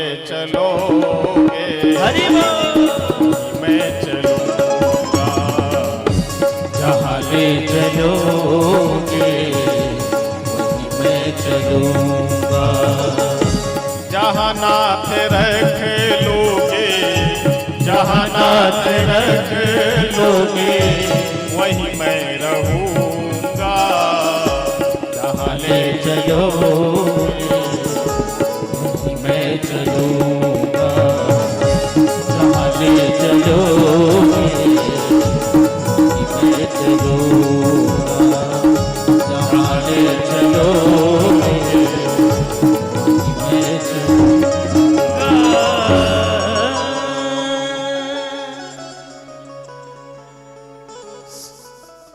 एक पंक्ति इस भजन की जो है बहुत सुंदर पंक्ति है कि हे प्रभु, सहाओ के जो भी नाथ है खुशी से सहूंगा, जहां ले चलोगे वहीं मैं चलूंगा। जब सब कुछ आपके चरणों में समर्पित कर दिया तो फिर कर दिया। अगर कोई भी वस्तु किसी को जैसे दे दिए तो फिर दे दिए। मन में पछतावा नहीं रहना चाहिए कि जा देना नहीं चाहिए, धोखा हो गया, गलत, कुछ नहीं, दे दिए तो दे दिए, समर्पित कर दिए तो कर दिए।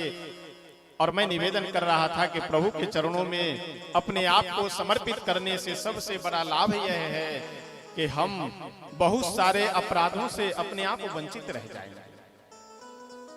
एक बार की बात है, दो बालक, दो लड़का एक गुरुजी के पास गया दीक्षा लेने के लिए। गुरुजी दोनों के भाव को समझने के लिए, दोनों के विश्वास को परखने के लिए दोनों को एक एक फल दे दिए और बोले कि जाओ, जहां कोई भी न दिखाई दे, एकदम सुनसान जगह हो, वहां खा करके आ जाना। वो दोनों बालक गया, उन दोनों में से एक तो एक जगह एकांत में गया और धीरे से फल को खाया, खा करके आ गया। दूसरा बालक दिन भर घूमता रहा, शाम के समय में वह फल लिए गुरुजी के पास वापस आ गया। गुरुजी बोले कि क्यों तुमने फल खाया नहीं, क्या तुम्हें एकांत जगह नहीं मिला, कोई भी ऐसा जगह नहीं मिला कि जहां कोई न देख रहा हो।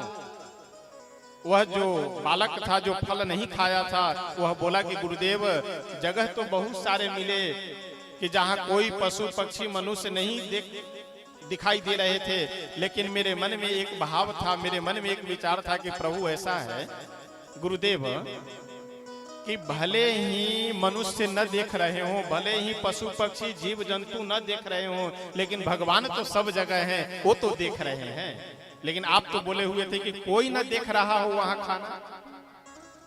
तो जब भगवान सब जगह है तो वो तो देख रहे हैं, इसीलिए हम फल खाए नहीं, हम लेकर के चले जाए। जो फल खा करके आया था शिष्य बालक, उसे वापस कर दिए, बोले कि तुम्हारी अभी ईश्वर के प्रति श्रद्धा ही नहीं है, भगवान में विश्वास ही नहीं है, तुम क्या भजन करोगे, क्या साधना करोगे। जो बालक फल नहीं खाया था उसे दीक्षा दिए और अपने आश्रम में निवास देते। कहने का तात्पर्य कि समर्पण हो तो पूर्ण रूप से समर्पण होना चाहिए। शंकर भगवान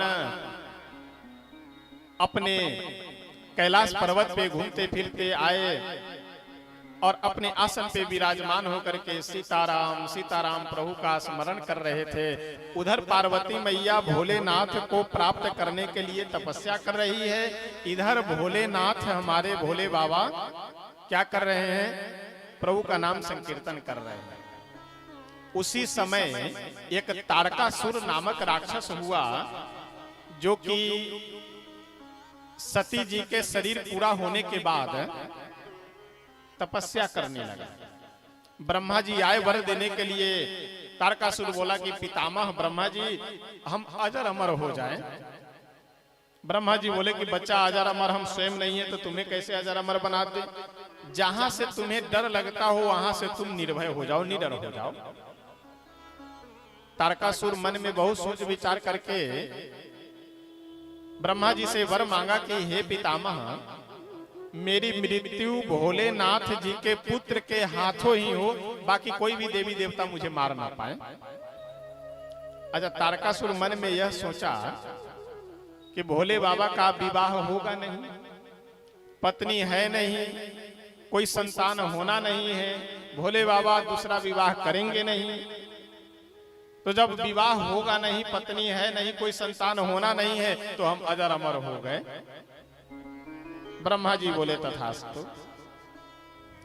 अच्छा देखिए, एक बात बतावे हम आप सबको, हम लोग सबसे ज्यादा अगर चालाकी चतुराई कहीं करते हैं तो भगवान के पास ही करते हैं। सबसे ज्यादा चालाकी भगवान के पास है।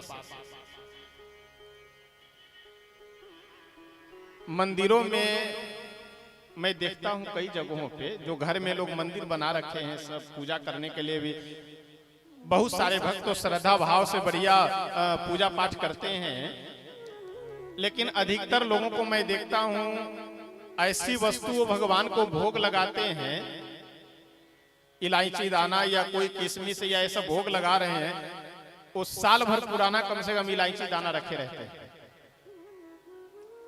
साल डेढ़ साल पुराना किशमिश, अगर एक किशमिश खा लीजिए तो दिन भर आपका मुंह खराब हुआ रहेगा।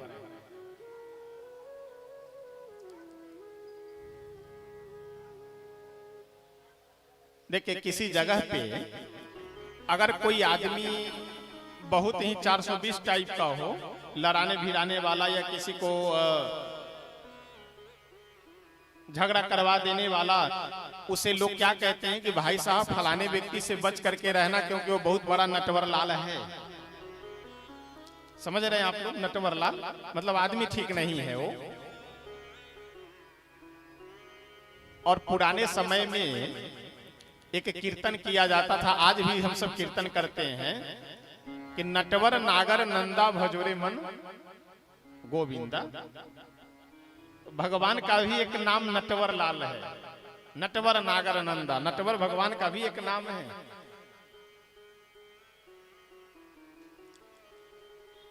और अगर भगवान से हम चालाकी चतुराई करेंगे तो ये समझ लीजिए कि सबसे बड़े चालाक और सबसे बड़े चतुर है वो।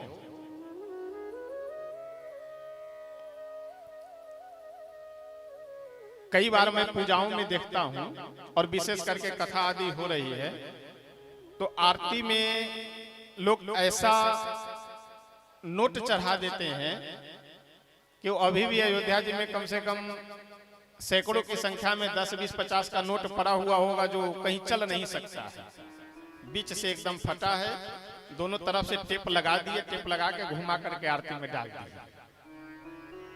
और उनसे अगर पूछ लीजिए कि भाई साहब आप ऐसा कर क्यों रहे हैं, तो तुरंत यह तर्क देंगे, देखो भाई जिसे कोई नहीं स्वीकार करता है उसे भगवान स्वीकार कर लेते हैं।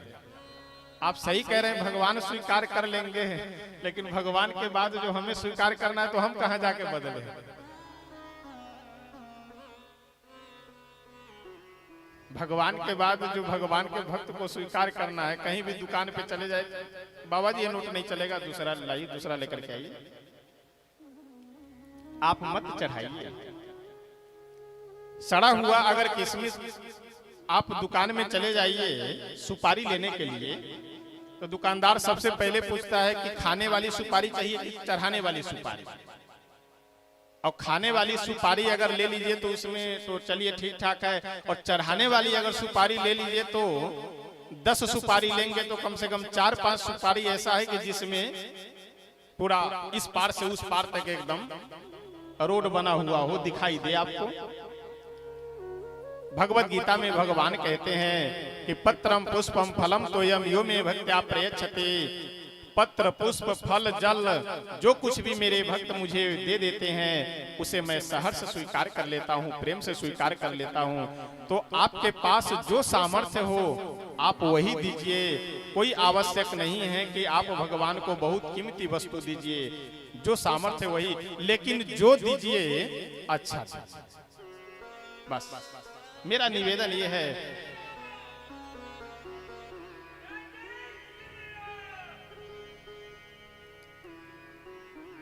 मेरा निवेदन बस इतना है कि जो भी हम प्रभु को समर्पित करें, चढ़ावे, वह अच्छा चढ़ावे। श्री भोलेनाथ है बैठ करके भगवान का नाम संकीर्तन कर रहे हैं, इतने में ही आ गए हमारे श्री राघवेंद्र सरकार। शंकर भगवान को प्रणाम किए, शंकर भगवान भी श्री राघवेंद्र सरकार को प्रणाम किए। भोलेनाथ बोले कि स्वामी कैसे दर्शन दिए। श्री राघवेंद्र सरकार बोले कि भोले बाबा आप विवाह कर लीजिए, आप विवाह कर लीजिए। देखिए श्री रामचरित मानस में, बाबू बढ़ जाए, श्री रामचरित मानस में 4 विवाहों की चर्चा है। शायद कुछ लोगों के मन में यह भी बात होगी कि श्री राम कथा प्रारंभ होने वाली थी और शंकर भगवान की कथा चल रही है 2 दिनों से। तो देखिए ये जो हम सब प्रसंग श्रवण कर रहे हैं ये श्री रामचरित मानस के आधार पर। तो श्री राम कथा प्रारंभ कैसे होती है उसकी भूमिका समझने के लिए और शंकर भगवान के चरणों में पहले प्रेम जागृत करने के लिए ये दोनों कारण हैं। ये श्री राम कथा शंकर भगवान सबसे पहले श्री पार्वती मैया को श्रवण कराते हैं।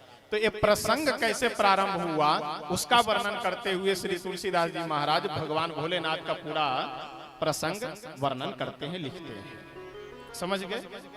और यह श्री राम कथा हम सब श्री रामचरित मानस के आधार पर श्रवण कर रहे हैं। तो श्री रामचरित मानस में सबसे पहले भगवान भोले शंकर का चरित्र, उसके बाद श्री राम कथा वर्णन करते हैं तुलसी बाबा।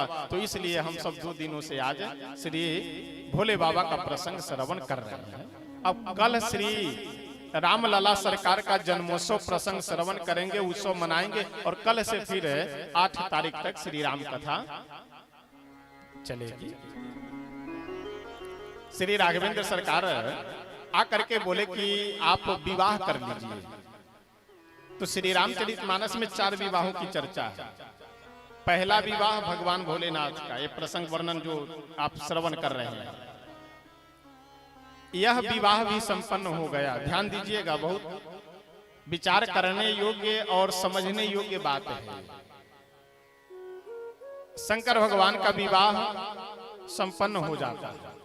थोड़ा उथल पुथल हुआ ये भूत प्रेतों के कारण, लेकिन विवाह संपन्न हो गया। दूसरे विवाह की चर्चा है श्री नारद जी की, आगे अभी प्रसंग आएगा। नारद जी का विवाह भी नहीं हुआ। तीसरे विवाह की चर्चा है श्री सीताराम जी की, भगवान श्री सीताराम जी के। वह विवाह भी बड़े आनंद मंगल के साथ संपन्न हो गया। चौथे विवाह की चर्चा है सुपनखा की। सुपनखा भगवान के पास पहुंच गई थी ना विवाह करने के लिए। सुपनखा का भी विवाह पूरा नहीं हुआ, संपन्न नहीं हुआ।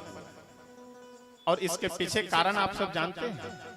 इसके पीछे कारण है नारद जी भी स्वयं मनमुखी विवाह करने के लिए तैयार हो गए अपने मन से, इसलिए उनका विवाह सफल नहीं हुआ। सुपनखा भी अपने मन से विवाह करने के लिए तैयार हो गई, इसलिए उनका भी विवाह सफल नहीं हुआ। विवाह का मतलब यह है कि अच्छा, विवाह कराने वाले को यहाँ क्या बोलते हैं? विवाह जो होता है ना, बिचमनिया जिसे कहते हैं, घर देख करके और सब दोनों पक्ष की बात मिलाना। तो उधर उत्तर प्रदेश में तो अगुआ और बड़तुहारी बोलते हैं। अवध के क्षेत्र में क्या बिचौलिया, बिचौलिया नहीं। अच्छा, आजकल एक बहुत फैशन चल गया है, आजकल एक बहुत ही प्रसिद्धि हो गई है, क्या? लव मैरिज, शादी करना। अच्छा, लव मैरिज ये इंग्लिश का वर्ड है, मीनिंग है। इसको अगर हिंदी में रूपांतरित करेंगे, हिंदी में बदलेंगे, तो लव का मतलब होगा प्रेम और मैरिज माने विवाह। अच्छा, आप सब ये नहीं समझिए कि हम बहुत इंग्लिश पढ़े, हम संस्कृत के विद्यार्थी रहे हैं। ये तो थोड़ा बहुत जाने रहते हैं कि कम से कम इतना लगे ना कि हम भी थोड़ा इंग्लिश पढ़े लिखे हैं। लव मतलब प्रेम और मैरिज मतलब विवाह। प्रेम वाला विवाह यही तो होगा। अच्छा, आप हमें ये बताइए कि अगर ये प्रेम वाला विवाह हो रहा है जो अपने मन से लोग विवाह कर रहे हैं, तो दुश्मनी वाला विवाह कौन सा होता है? सब विवाह प्रेम वाला होता है, प्रत्येक विवाह में प्रेम है। श्री शंकर भगवान के विवाह में श्री नारद जी महाराज स्वयं भगवान श्री रामचंद्र जी बिचौलिया है, इसलिए विवाह संपन्न हो गया। श्री सीताराम जी के विवाह में श्री विश्वामित्र बाबा बिचौलिया है, इसलिए विवाह संपन्न हो गया। और नारद जी और सुपनखा, इनके बीच में कोई बिचौलिया नहीं। अपने मन से नारद जी विश्व मोहिनी को देखकर तैयार हो गए विवाह के लिए, कोई बिचौलिया नहीं। सुपनखा श्री राम जी को देख करके तैयार हो गई विवाह के लिए, कोई बिचौलिया नहीं। इसलिए बिना बिचौलिए के विवाह असफल हो गया। और अगर गंभीरता से आप विचार करेंगे तो आज का जो बिना बिचौलिया वाला विवाह है, समझ लीजिए कि 70% विवाह असफल है। कुछ ही सफल है, ज्यादातर विवाह असफल है। इसलिए माता पिता आपके कोई गलत जगह विवाह, जो जन्म दे करके पाल पोस कर बड़ा किए हैं, वो कोई गलत जगह थोड़ी विवाह कर देंगे। इसलिए कहीं भी कीजिए, कुछ भी कीजिए, माता पिता के विचार और उनके आशीर्वाद को लेकर के अगर आप जीवन में काम करेंगे, सफल रहेंगे। और मनमानी आचरण व्यवहार काम करेंगे तो आप निश्चित ही असफल रहेंगे। श्री राघवेंद्र सरकार भोले बाबा से बोले कि बाबा आप विवाह कर लीजिए। भोले बाबा बोले कि कहाँ विवाह कर ले, इच्छा अब नहीं है विवाह करने की, रहने दीजिए। प्रभु बोले कि नहीं, हमारी इच्छा है कि आप विवाह कर लीजिए। राम जी की इच्छा है विवाह कर लीजिए, आप काम की इच्छा से नहीं, राम की इच्छा से विवाह कर लीजिए। भोले बाबा बोले कोई बात नहीं प्रभु, जैसे आपकी इच्छा, हम तैयार हैं। कहाँ विवाह होगा? प्रभु बोले कि अब आपसे भी कोई बात छुपी हुई है, पार्वती जी तपस्या कर रही है, आपको प्राप्त करने के लिए उन्हीं से विवाह कर लीजिए। शंकर भगवान बोले कोई बात नहीं प्रभु, ठीक है विवाह होगा। प्रभु यह निवेदन कर करके चले गए वहां से। और श्री भोले बाबा हमारे सप्तऋषियों को बुलाए, कुछ महात्माओं को, सप्तऋषियों को, और बोले कि जा करके पार्वती जी की परीक्षा लो। सप्तऋषि लोग जब परीक्षा लेने के लिए गए, पार्वती जी से बोले कि देवी तुम क्या चाह रहे हो?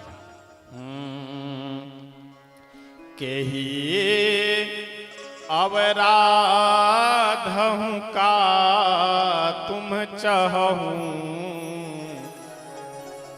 हम सन सत्य मरम किन कहूं। सप्तऋषि लोग बोले कि हे देवी, हे पार्वती, तुम किनकी आराधना कर रही हो और क्या चाह रही हो, हमसे सही सही बात बताओ। पार्वती मैया बोली कि हम भोलेनाथ की आराधना कर रहे हैं और भोलेनाथ को पति रूप में मैं प्राप्त करना चाहती हूं। समझ गए?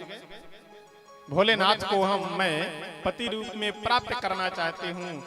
सप्तऋषि लोग ठठाके लगा करके हंसे और बोले कि राम राम राम, अरे तपस्या भी कर रही हो उनके लिए कि जिनसे सीताराम। अभी बैठ जाइए, भजन वगैरह चले तब आप फोटो लीजिएगा, बीच में नहीं रहे, कथा में विघ्न होता है। आप बैठ जाइए आराम से। श्री सीताराम भगवान की जय हो। मैं निवेदन कर रहा था, ठीक ठीक देव जी रहने दीजिए।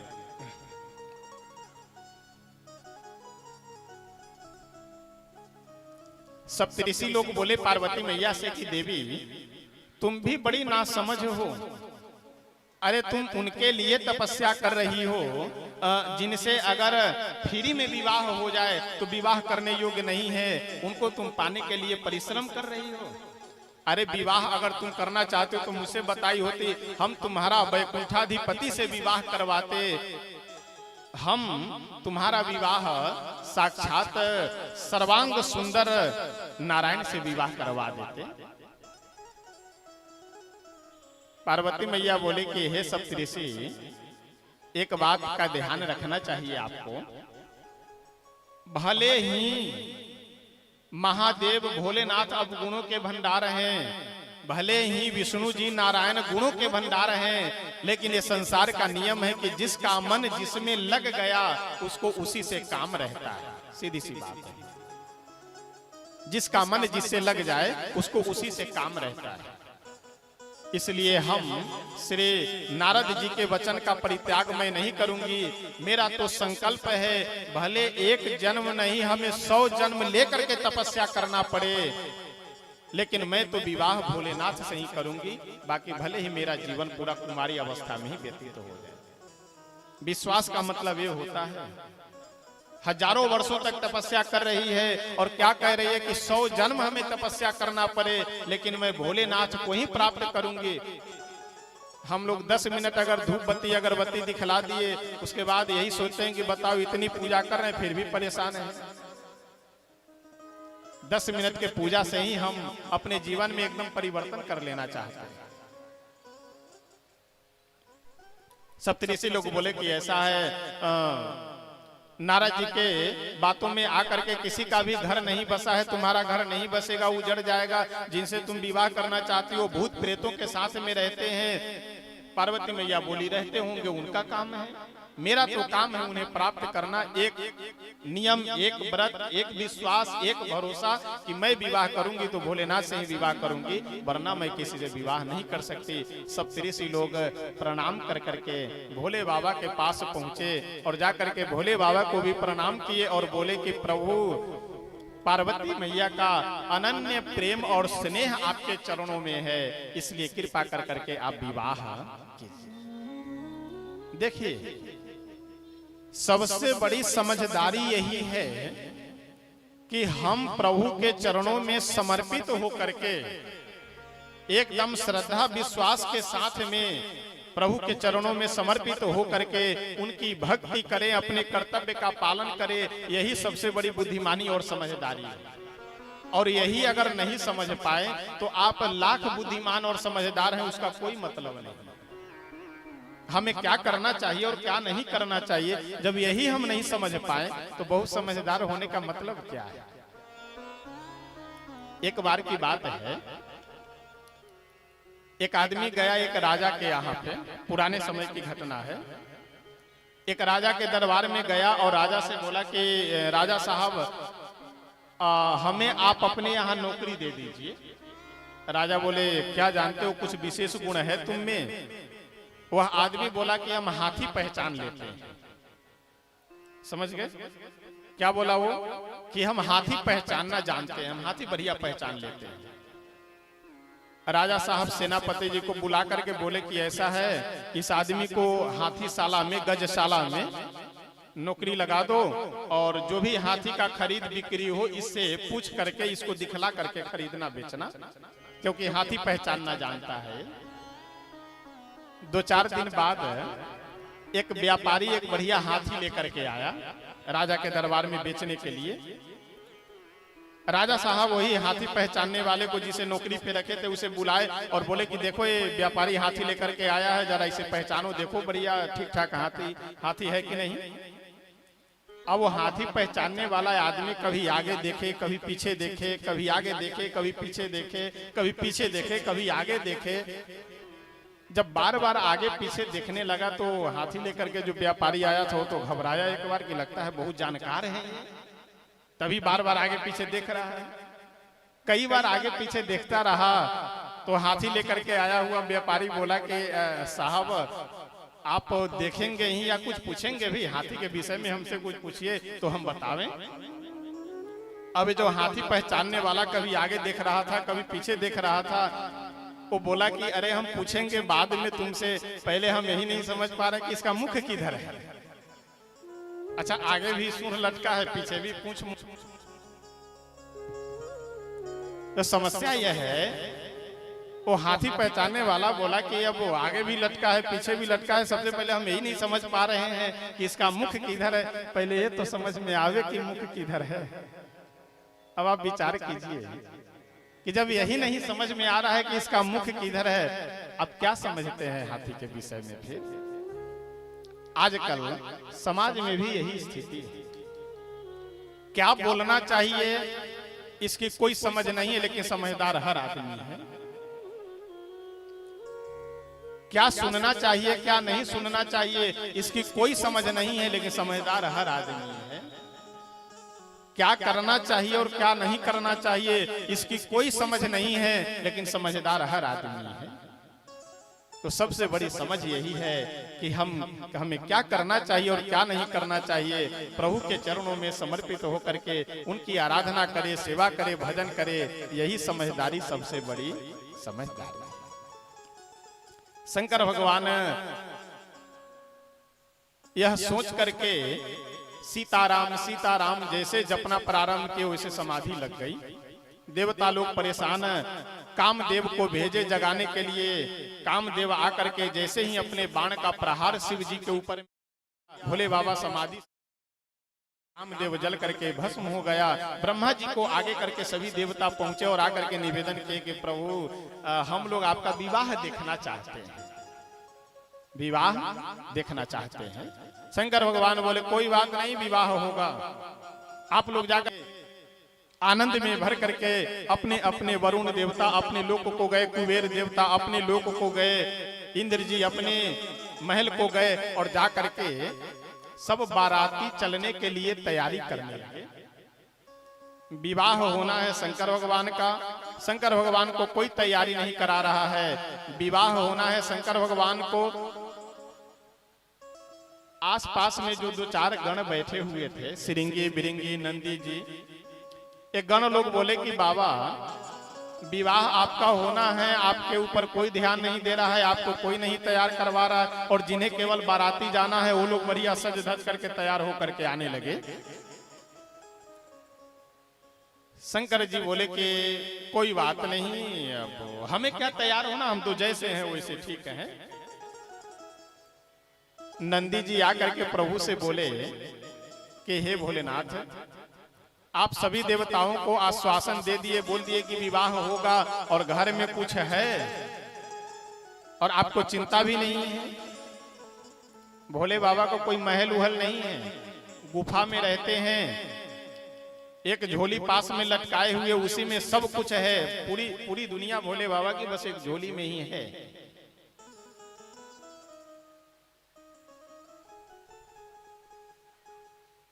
भोले बाबा नंदी जी से बोले कि देखो हमारे घर में कुछ नहीं है, इसीलिए मेरे मन में कोई चिंता भी नहीं है। अगर घर में कुछ होता तो मन में भी कुछ कुछ होता रहता। सीताराम जी नरेश कौन है? अरे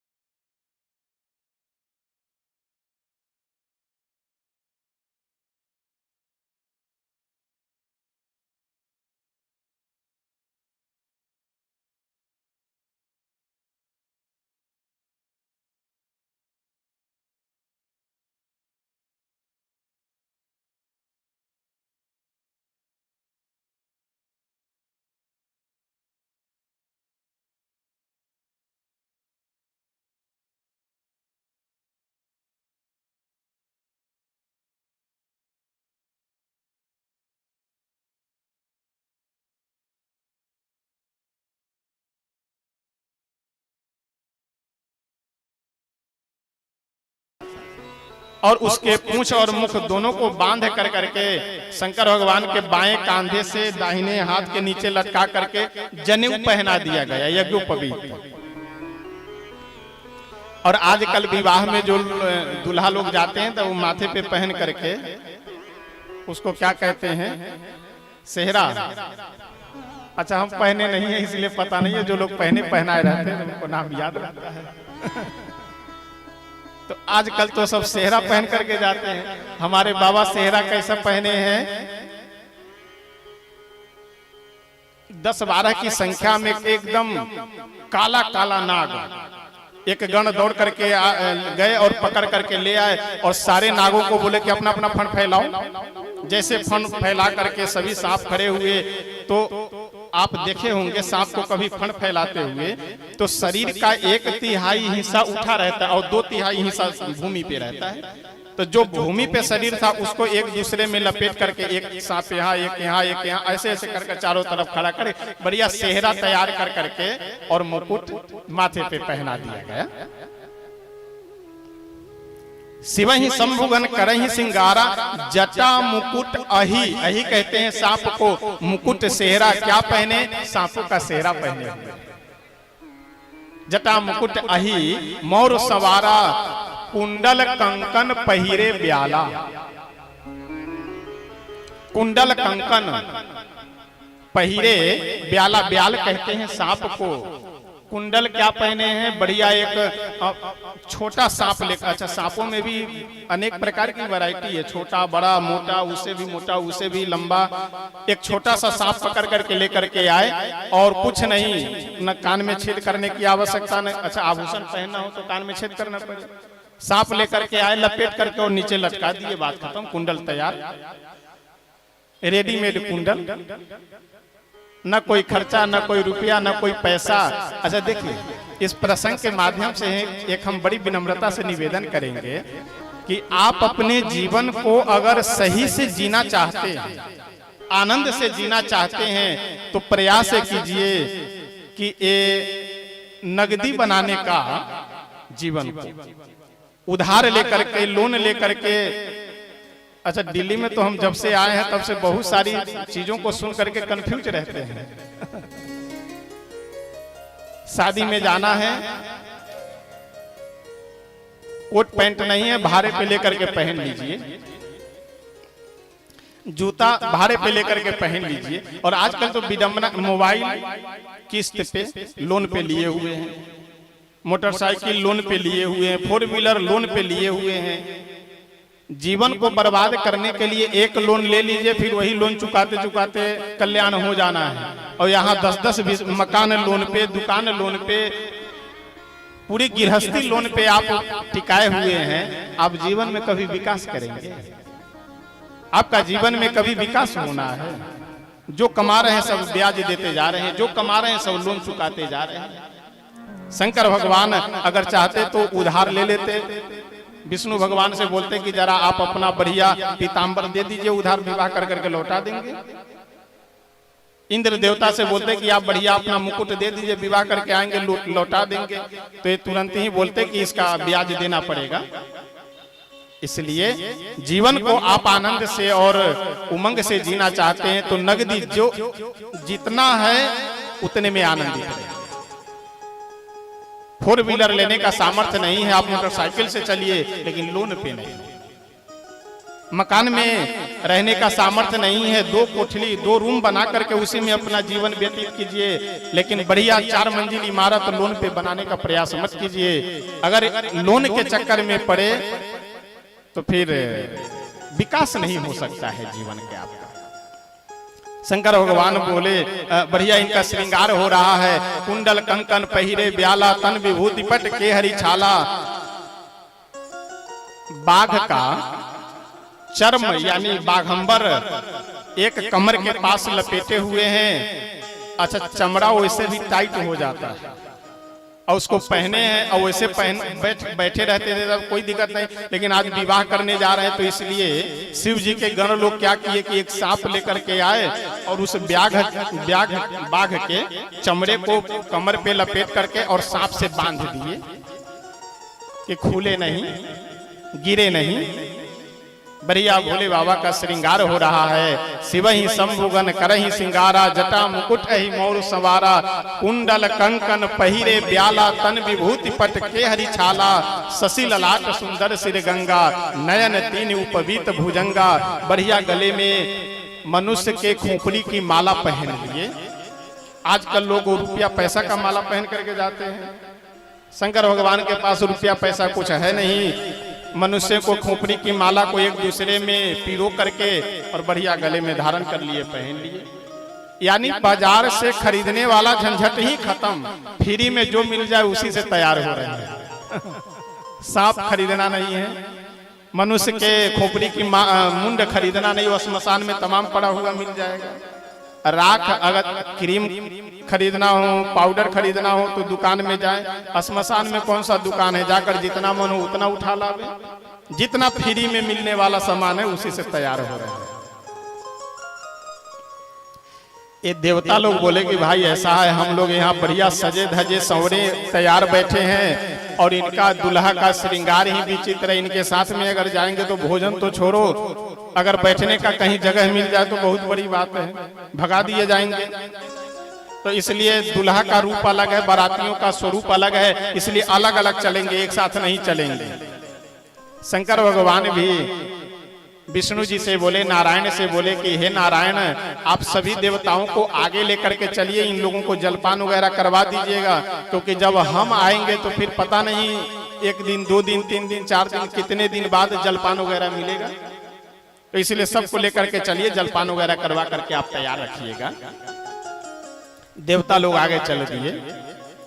शंकर भगवान के गण श्री भृंगी जी आकर के बोले कि स्वामी ऐसा है, दुल्हा पीछे रह गए और बाराती आगे चले गए। आपकी अगर आज्ञा हो तो हम अपने समाज को इकट्ठा करें। अपने समाज, अच्छा शंकर भगवान का समाज कौन है? एक बार की बात है, संसार के जितने भी सांप हैं वो सभी रोते बिलखते गए शंकर भगवान के पास, बोले कि बाबा संसार में हमें कोई भी अपने घर में नहीं रखता है, हमें बनाए क्यों? शंकर भगवान बोले कि कोई नहीं रखता है, तुम मेरे घर में रहो। उठा करके गले में पहन लिए, हाथ में पहन लिए, सबको अपने घर में रख लिए। एक बार भूत प्रेत पिशाच डाकनी साकनी ये सब रोते हुए भोले बाबा के पास पहुंचे। बोले कि बाबा जिस घर में भी जाते हैं उस घर में सब भगत जी को बुलाकर, ओझा सोखा बुला करके बोतल में बंद करा करके गड़वा देते हैं, कोई हमें घर में नहीं रहने देता, हमें क्यों संसार में बनाया गया? भोले बाबा बोले तुम किसी के घर में नहीं जाओ, मेरे घर में रहो। भूत प्रेत पिशाच डाकनी साकनी यही सब भोले बाबा का समाज है। भृंगी जी बोले कि अगर आपकी आज्ञा हो तो हम सबको बुलावे। शंकर भगवान बोले कि जो मन हो सो करो, एकदम स्वतंत्र, कोई रोक टोक नहीं। अब तुलसी बाबा कहते हैं कि जितने भी संसार के भूत प्रेत थे ये सबको मंत्र द्वारा आवाहन कर करके श्री भृंगी जी जो भगवान भोलेनाथ के गण है कैलाश पर्वत पे बुला लिए। अब ये सभी भूत प्रेत का अलग अलग आकार प्रकार है, अलग अलग चेहरा है। कोई मुख ही न विपुल मुख का हूँ। कोई बाराती ऐसे हैं कि जिनको एक भी मुख नहीं है, कोई बाराती ऐसे हैं कि जिनके पूरे शरीर में मुख ही मुख है, कोई बाराती ऐसे हैं कि जिनको एक भी हाथ नहीं है, और कोई बाराती ऐसे हैं कि जिनके पूरे शरीर में हाथ ही हाथ है। अच्छा आप विचार कीजिए, जो बाराती के शरीर में एक भी मुख नहीं है वह अगर खाना चाहे तो कैसे खाते होंगे? और अगर वो चलना चाहे, जिस बाराती के शरीर में एक भी पैर नहीं है वो अगर चले तो कैसे वो फुटबॉल के जैसे कूद कूद करके चलते होंगे या लुढ़कते हुए? शंकर भगवान के विचित्र बाराती तुलसी बाबा वर्णन करते हुए बहुत सुंदर कहते हैं, को मुख है ना विपुल मुख काहू, को मुख है ना विपुल मुख काहू, को मुख ही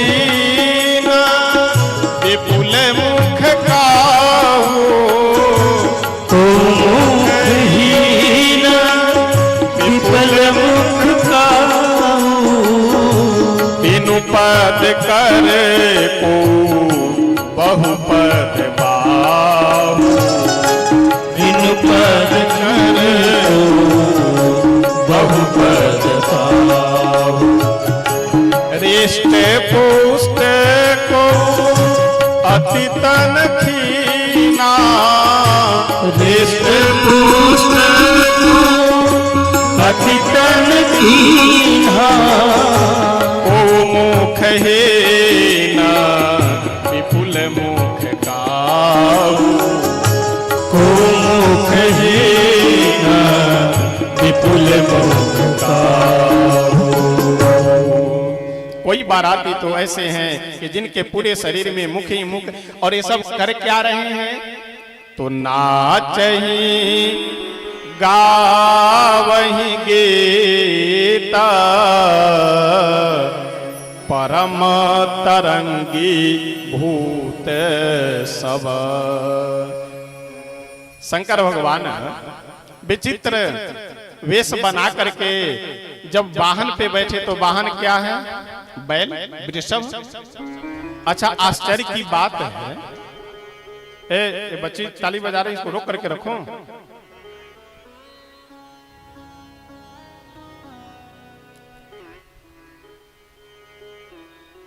एक विचित्र बात यह है, देखिए शंकर भगवान का थोड़ा प्रसंग है, और आप लोग भी कथा में विलंब से आते हैं,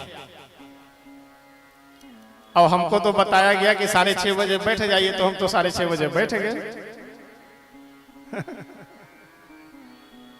और अच्छा, कथा का समय देखिए, अब आप इस समय सब लोग लगभग हमारे श्रोता आ चुके हैं, अब 2-4-10 आगे पीछे होंगे, वो अलग की बात है। कथा का समय जैसे 9:30 का समय हो रहा है, 10 बजे, कल 10:15 बजे लगभग विराम किए थे। कुछ लोगों का कहना था कि विलंब हो जा रहा है, तो इस 10-10:15 सही है या पहले विराम किया जाए? क्योंकि आप लोग, हमें लगता है कि 8-8:15 बजे से आना प्रारंभ करते हैं। 1 घंटा तो हम वैसे 2-4-5 जो श्रोता बैठे थे उन्हीं को सुनाए और खुद सुने हैं बोल करके। तो समय ये सही है 10-10:15 बजे तक, या विलंब होता है आप सबसे? बोलिए एक बार।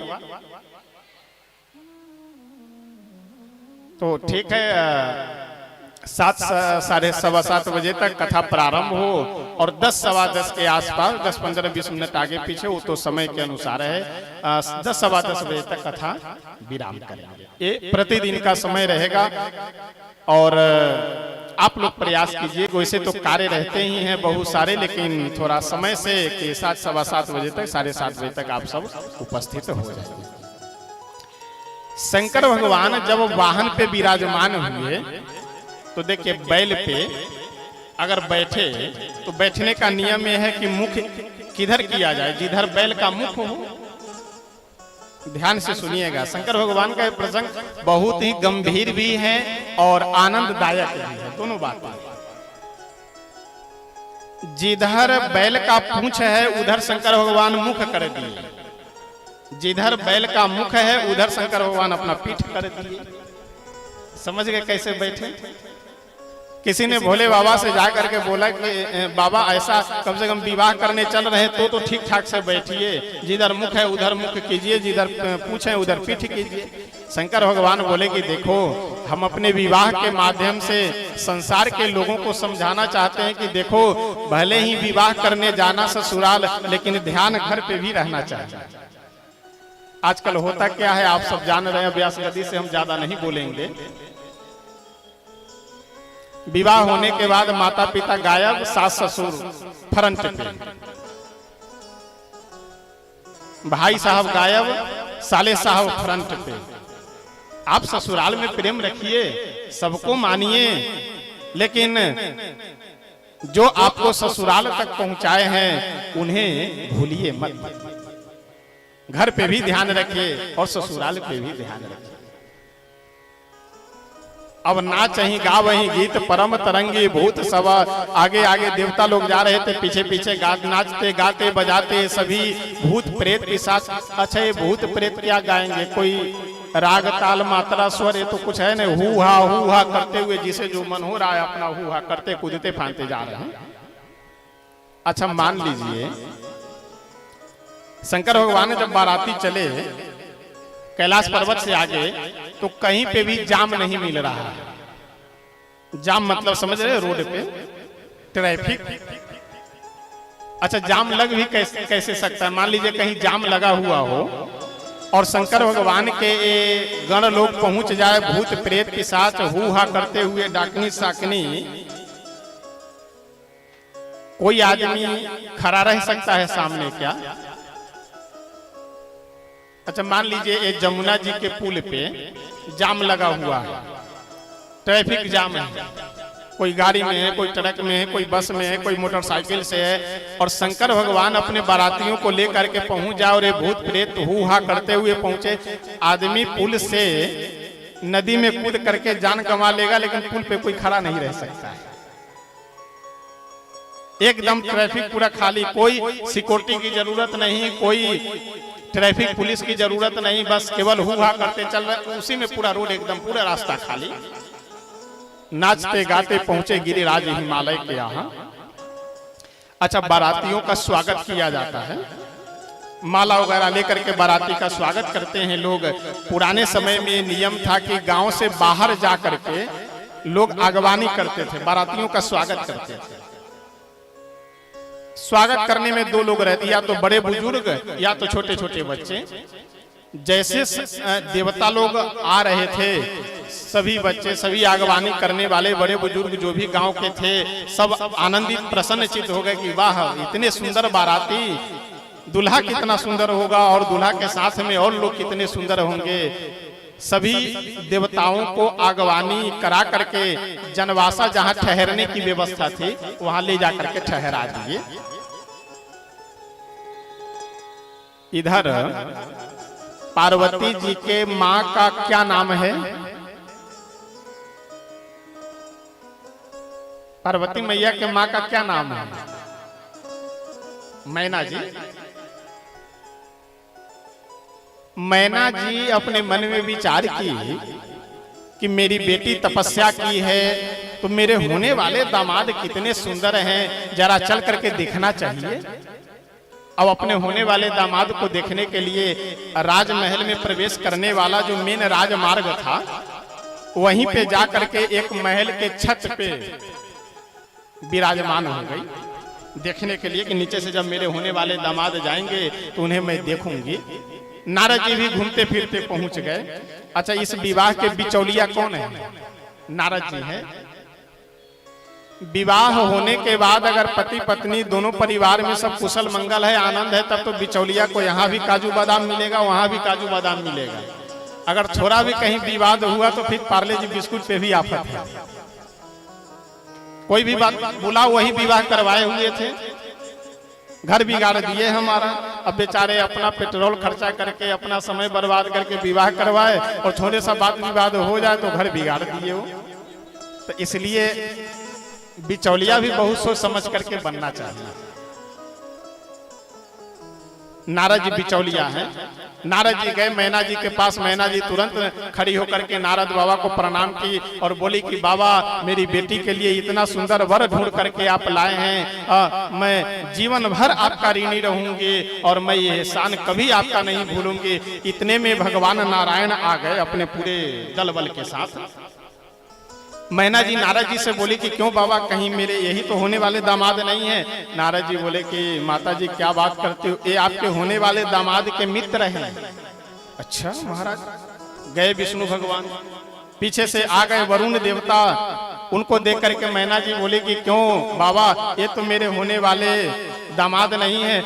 नारद बाबा बोले छोटी छोटी बात मत पूछा करो, ये जो जा रहे हैं इनका नाम है वरुण देवता और आपके होने वाले दामाद के घर में ये पानी वगैरह भरने का काम करते हैं। ये सब नौकर चाकर हैं, जितने भी यहाँ जा रहे हैं इसमें एक आध दो मित्र हैं और बाकी सब नौकर चाकर हैं। अब मैना जी तो और आनंद में भर गए कि राम राम, अरे जब मेरे होने वाले दामाद के नौकर चाकर इतने सुंदर सुंदर हैं तो मेरे होने वाले दामाद कितने सुंदर होंगे। नारद बाबा बोले वो अभी पता चल जाएगा कुछ देर बाद कि होने वाले दामाद कितने सुंदर हैं। अब वरुण देवता भी चले गए, इंद्र देवता भी चले गए, सारे देवता चले गए। अब होने वाले दामाद का नंबर आ गया आने का। अब नारद जी समझ गए कि यहाँ रहना अब खतरे से खाली नहीं है। अगर अपने होने वाले दामाद को देख ली तो फिर हम चल करके तो आए हैं सीढ़ियों के द्वारा, जीना के द्वारा, लेकिन यहाँ से मैना जी 2-4 सैनिकों को बुलवाएगी और सीधे छत से नीचे फेंकवाएगी कि यही मिला था हमारी बेटी के लिए। नारद जी बोले कि ऐसा है कि हमें और भी बहुत सारी व्यवस्थाएं देखनी है, तो अगर आपकी आज्ञा हो तो अब हम जाएं। मैना जी बोले कि चलिए बाबा, हम भी अब चलते हैं नीचे, क्योंकि अभी परीक्षण के समय, परीक्षण का मतलब आप सब समझ रहे हैं ना, जब दूल्हे का परीक्षण किया जाता है जब द्वार पे आते हैं तो परीक्षण के समय होने वाले दामाद को हम देख ही लेंगे। तो अभी छत से बैठ करके क्या देखे, चलिए हम भी चलते हैं। नारद बाबा मन ही मन बोले कि तुम जाओ या ना जाओ, पहले हमें यहाँ से निकलने दो। अब तुरंत चल करके आए वहां से। शंकर भगवान को जैसे आगवानी करने के लिए बड़े बुजुर्ग खड़े थे नगर के बाहर, ये भूत प्रेत पिशाच डाकनी साकनी को हु हा करते हुए आते हुए देखे। अच्छा, आप कभी विचार कीजिए, रास्ते में आप जा रहे हैं, अचानक से सांप वगैरह कुछ दिख जाए, डरावना कोई दृश्य, तो आपके हाथ में मोबाइल, डंडा, कुछ सामान जो होगा वही फेंक करके आप भागेंगे। होता है ऐसा। अबे बड़े बुजुर्ग बेचारे डंडा लिए खड़े हैं, सामने से भूत प्रेत पिशाच जो डंडा नहीं लिए हाथ में माला लिए खड़े हैं, कोई आरती लिए खड़े हैं, कोई हाथ लोटा में जल लिए खड़े हैं, पैर धुलने के लिए, चरण प्रक्षालन करने के लिए। अब जैसे इन भूत प्रेतों को देखे, कौन माला पहनाए, कौन पैर धोए, कौन आरती करे, आरती की थाल फेंक करके, माला फेंक करके, लोटे में जल है वो जल सहित लोटा फेंक करके सब भागे प्राण बचा करके। 2-4 केवल बुजुर्ग जो एकदम अब उन्हें लग रहा था कि अब 2-4 महीने के हम मेहमान हैं, तो सोचे कि चलो कम से कम हम तो नगर की प्रतिष्ठा बचा लें, जाना वैसे भी है तो कम से कम आगवानी कर करके ही चले जाएं। अच्छा, ये भूत प्रेत लोग आपस में विचार किए कि बताओ, कोई माला फेंक करके भाग गया, कोई जल फेंक करके भाग गया, कोई आरती की थाल फेंक करके भाग गया। दूसरा भूत बोला कि ऐसा है कि कम से कम फेंक करके भी अगर दिया जा रहा है तो समझो सौभाग्य की बात है। लोटे का जल अगर फेंक करके भाग गए, इसका मतलब है कि वो लोग नहीं धोएंगे, अपने से अपना पैर धुल लो। वो लोग आरती की थाल फेंक करके भाग गए, तो वो लोग हमारी आरती नहीं किए तो हम तुम्हारी आरती कर ले, तुम हमारी आरती कर दो, खुश हो जाए। देखिए, प्रसन्न अगर रहना हो तो प्रसन्न रहने के लिए बहुत सारे उपाय हैं। एक बहुत सुंदर प्रसंग है। एक बार की बात है, एक ठंडी के महीने में जिस समय आलू खोदा जाता है, आलू खोदने के समय में एक बार की बात है, किसी गांव की घटना है। ए सीताराम, ये जल लेकर के तुम घूम रहा है बीच में।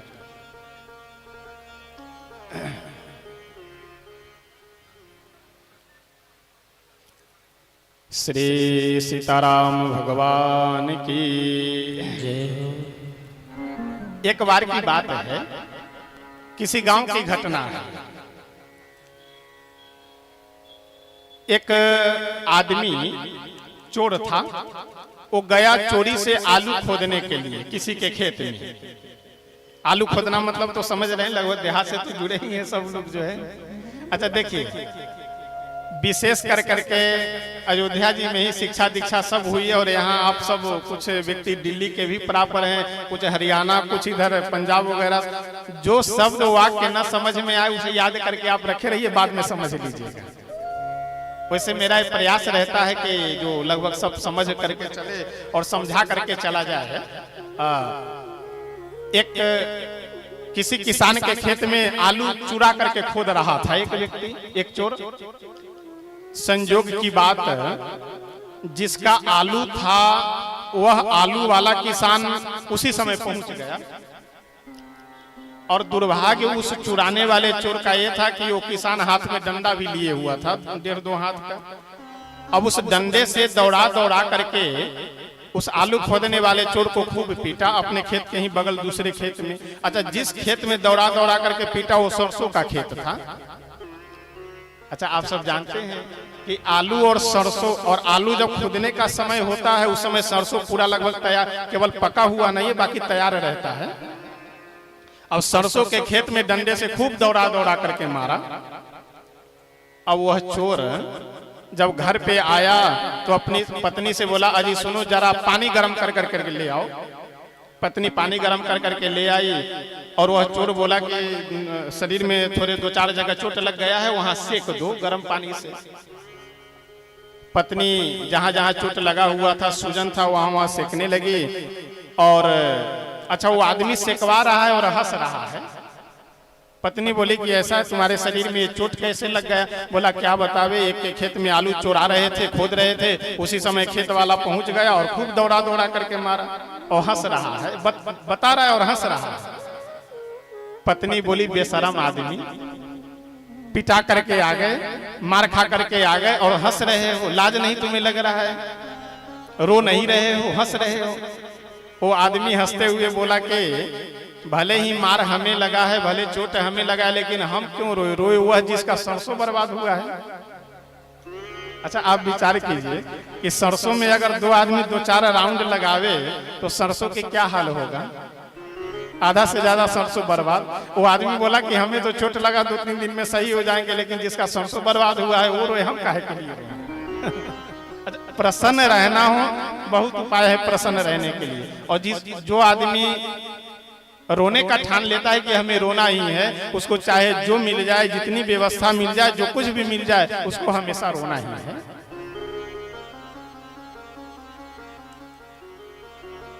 ये भूत प्रेत पिशाच बोले कि कोई बात नहीं, हम लोगों का अगर सम्मान दूसरे नहीं किया है तो हम लोग आपस में खुद ही सम्मान कर लेंगे।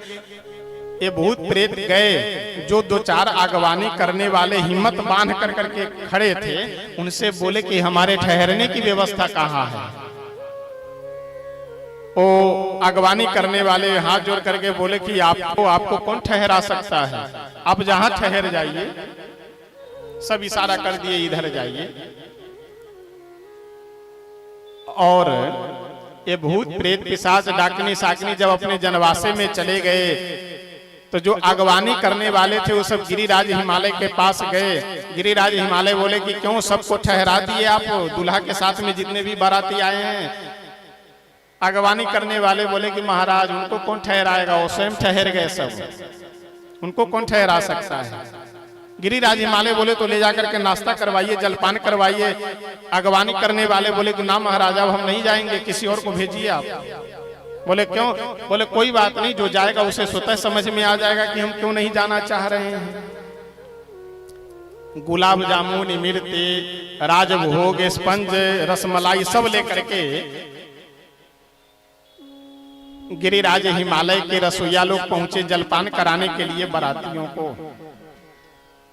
जैसे जनवासे में पहुंचे सभी रसोइया लोग ये भोज्य सामग्री लेकर के, दिखाई कोई नहीं दे रहा है और आवाज चारों तरफ से आ रही है, इधर लाओ, इधर लाओ, इधर लाओ। अब ये रसोइया लोग परेशान, हलवाई परेशान किए, कोई दिखाई तो दे नहीं रहा है और चारों तरफ से आवाज आ रही, इधर लाओ। जैसे छत पे देखे तो पता लगा कि कोई पंखा पकड़ करके झूला झूल रहे हैं, तो कोई छत पकड़े लटके हैं, तो कोई उल्टा लटके हुए हैं। ये भूत प्रेतों को देख करके जिसके पास जो था वही फेंक करके भागे। भूत प्रेत आपस में विचार किए कि ऐसा है, यहाँ पर भी लगता है हम लोग को बैठा करके नहीं खिलाया जाएगा, चलो कम से कम जो फेंक करके दिया जा रहा है उसी को खा पी करके संतुष्ट हो जाओ, आनंदित हो जाओ। सम्मान से बैठा करके हम लोग को नहीं कोई खिला सकता है। अब जलपान वगैरह हो गया। शंकर भगवान को आगे कर करके ब्रह्मा जी, विष्णु जी, इंद्र, वरुण, कुबेर, नंदी जी, श्रृंगी, बिरंगी, ये 2-4 गण, बाकी भूत प्रेतों को छोड़ दिया गया। जनवासे में ही जा रहे हैं द्वारचार करवाने के लिए, परीक्षण करवाने के लिए। कहाँ पे? गिरिराज हिमालय के, यानी अपने होने वाले ससुर साहब के महल के दरवाजे पे। उधर से मैना जी बढ़िया आरती में स्वर्ण की आरती में धूप दीप अक्षत दुर्वा आदि मांगलिक वस्तुओं को रख करके दीपक सजा करके रखे हैं, लोटे में जल रख करके बढ़िया मंगल गीत गाती हुई अपनी पूरी सखियों के साथ में द्वार पे आई। शंकर भगवान बढ़िया त्रिशूल हाथ में लिए हुए, गले में सांप धारण किए हुए हैं, माथे पे सर्प है, नाग का एक यज्ञोपवीत पहने हैं, बाजूबंद हाथ में सांपों का, पूरे शरीर में सांप लपेटे भभूत धारण किए, राख लगाए हुए द्वार पे खड़े हैं। पीछे सभी देवता और नंदी श्रृंगे बिरंगी 2-4 गण खड़े हैं। मैना जी जैसे आरती की थाली लेकर के सामने आई, सांप का एक स्वाभाविक गुण होता है कि वो प्रकाश को देख करके उस पे फुफकार मारते हुए लपकता है। कभी सांप को आप लोग देखे होंगे तो प्रकाश पे वो फुफकार मार करके लपकता है। मैना जी आरती में बढ़िया दीपक जलाई हुई है। उस दीपक को देख करके शंकर भगवान के गले में जो नाग देवता है वो फुफकार मार करके जैसे उस दीपक पे लपके, मैना जी को लगा कि मेरे महल में सांप की आवाज जैसे सामने देखी, अच्छा आ रही थी नीचे देख करके, नीचे देख करके आ रही थी घूंघट की हुई। अब यहाँ नजदीक आकर के जब ऊपर देखी तो इतना विकराल भयानक शरीर, वहीं पे उस थाली को पटकी आरती के थाल को, और तुरंत चिल्लाती रोती हुई भगी घर के अंदर। शंकर भगवान मुस्कुराते हुए देवताओं की ओर देख करके बोले कि क्यों, ये कोई विधि है क्या कि जब दूल्हा परीक्षण कराने के लिए द्वार पे आवे तो अंदर से एक महिला आरती की थाली सजा करके आवे और सामने पटक करके चली जाए आरती की थाली। देवता लोग हाथ जोड़ के बोले कि प्रभु ये विधि तो अभी तक नहीं थी, लेकिन अब आपके जैसे जैसे जब दूल्हा आएंगे तो ये निश्चित विधि हो जाएगी। अरे आज कम से कम हम लोगों से उधार ले लिए होते, बढ़िया पहन ओढ़ करके सज धज करके आना चाहिए। तो जब आप ऐसे ऐसे वेश बना करके आएंगे तो निश्चित विधि हो जाएगी। शंकर भगवान के 2-4 गण जो आसपास खड़े थे वो लोग शोर मचाने लगे कि ये तो गलत है, हम लोग का अपमान हुआ है, हम लोग तो अब भूख हड़ताल करेंगे, विरोध करेंगे। शंकर भगवान बोले कि ये बताओ तुम्हें ऐसा क्यों लग रहा है कि हमारा अपमान हुआ है। शंकर भगवान के गण बोले कि इसलिए लग रहा है कि किसी के सामने आग गिरा देना, किसी के सामने आग गिराना, दीपक गिराना, ये अपमान माना जाता है।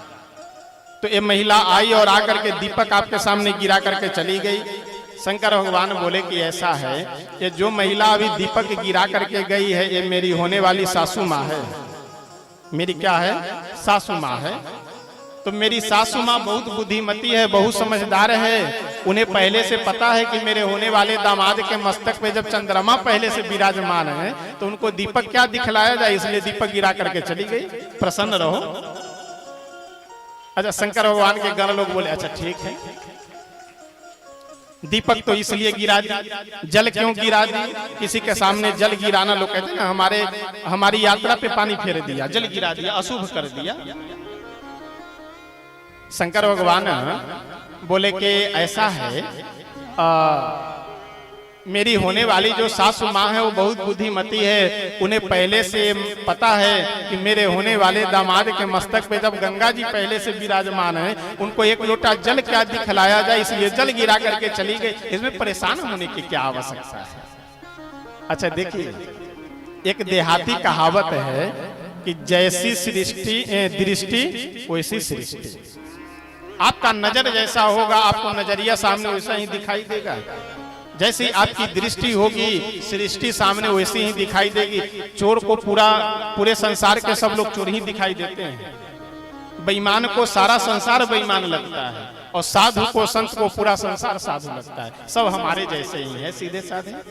तो इसलिए जैसा आपका विचार होगा, जैसी आपकी सृष्टि होगी, सामने वाला वैसा ही दिखाई देगा। बड़े ही बीच में कुछ समस्याएं आई। मैना जी मना कर दी कि विवाह नहीं होगा। बाद में सभी सप्तऋषि और नारद जी वगैरह सब जा करके समझाए, गिरिराज हिमालय भी समझाए कि आप चिंता मत कीजिए, जिनको आप बेटी समझ रही हो। अच्छा एक बात ध्यान दीजिएगा, जब मैना जी जा करके नाराज हुई तो अब नारद जी गायब हैं। अब नारद जी दिखाई नहीं दे रहे हैं, और जब तक सब समस्या का समाधान नहीं हो जाएगा तब तक अब नारद जी दिखाई भी नहीं देंगे। मैना जी सबसे पहले नारद जी को ही कोसती हुई कहती है, एक पंक्ति बोल करके, गाएंगे नहीं, एक पंक्ति बोल करके तब आगे बढ़ेंगे। मैना जी बहुत सुंदर कहती है, नारद बाबा के काई हम बिगड़ले सखी है, काई हम बिगड़ले हे डेराइल जियरा। अच्छा देखिए, इस भजन का लय तो है पूर्वी और भाषा है भोजपुरी से मिलता जुलता। तो यहाँ जो दिल्ली के आप सब निवासी हैं तो पूर्वांचल वालों को तो समझ में आ जाएगा, दिल्ली वालों को एक एक अक्षर शब्द समझाना पड़ेगा। नारद बाबा के काई मतलब क्या मैं बिगाड़ की हूं कि खोज दिहलन बर बौराह। बौराह भोजपुरी शब्द है, इसका अर्थ होता है पागल। नारद बाबा के काई हम बिगड़ले सखी है, काई हम बिगड़ले हे डेराइल जियरा।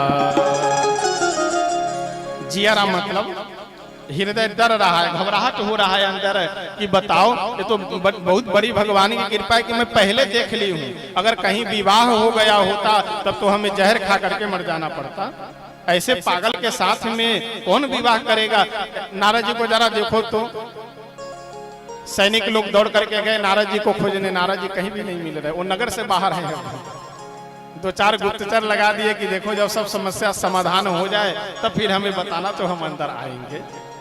देखिए ये सुंदर एक इसमें हम लोगों के लिए शिक्षा भी है कि जहां अगर बात बिगड़ रही हो वहां से भाग लेने में ही भलाई है, और ज्यादा अगर दादागिरी करेंगे तो फिर डंडा आप ही खाएंगे, समझ लीजिए। बात अगर बिगड़ रही हो वहां से भाग लीजिए, फिर जब बात बन जाए उसके बाद में आकर जितनी नेतागिरी करनी हो कीजिए। जान बची तो लाखों पाए, लौट के बुद्धू घर को आए। पहले जान बचानी चाहिए, पहले अपने आप को बचाइए, उसके बाद फिर देखा जाएगा। थोड़ा सा उथल पुथल तो हुआ, लेकिन विवाह बड़े आनंद मंगल के साथ भोले बाबा का संपन्न होता है। भोले बाबा अपने विवाह में एक विधि होती है, सुबह के समय में जो विवाह मंडप होता है उस पे खाने की। अब इधर पुराने समय की अब तो लगभग सब जगह परंपरा खत्म होती जा रही है। इधर भी हो सकता है शायद परंपरा रही हो कि विवाह के प्रातः काल सुबह में विवाह मंडप में खाने की, उसको उधर पूर्वांचल में बसिया खाना अथवा खिचड़ी खाना कहते हैं।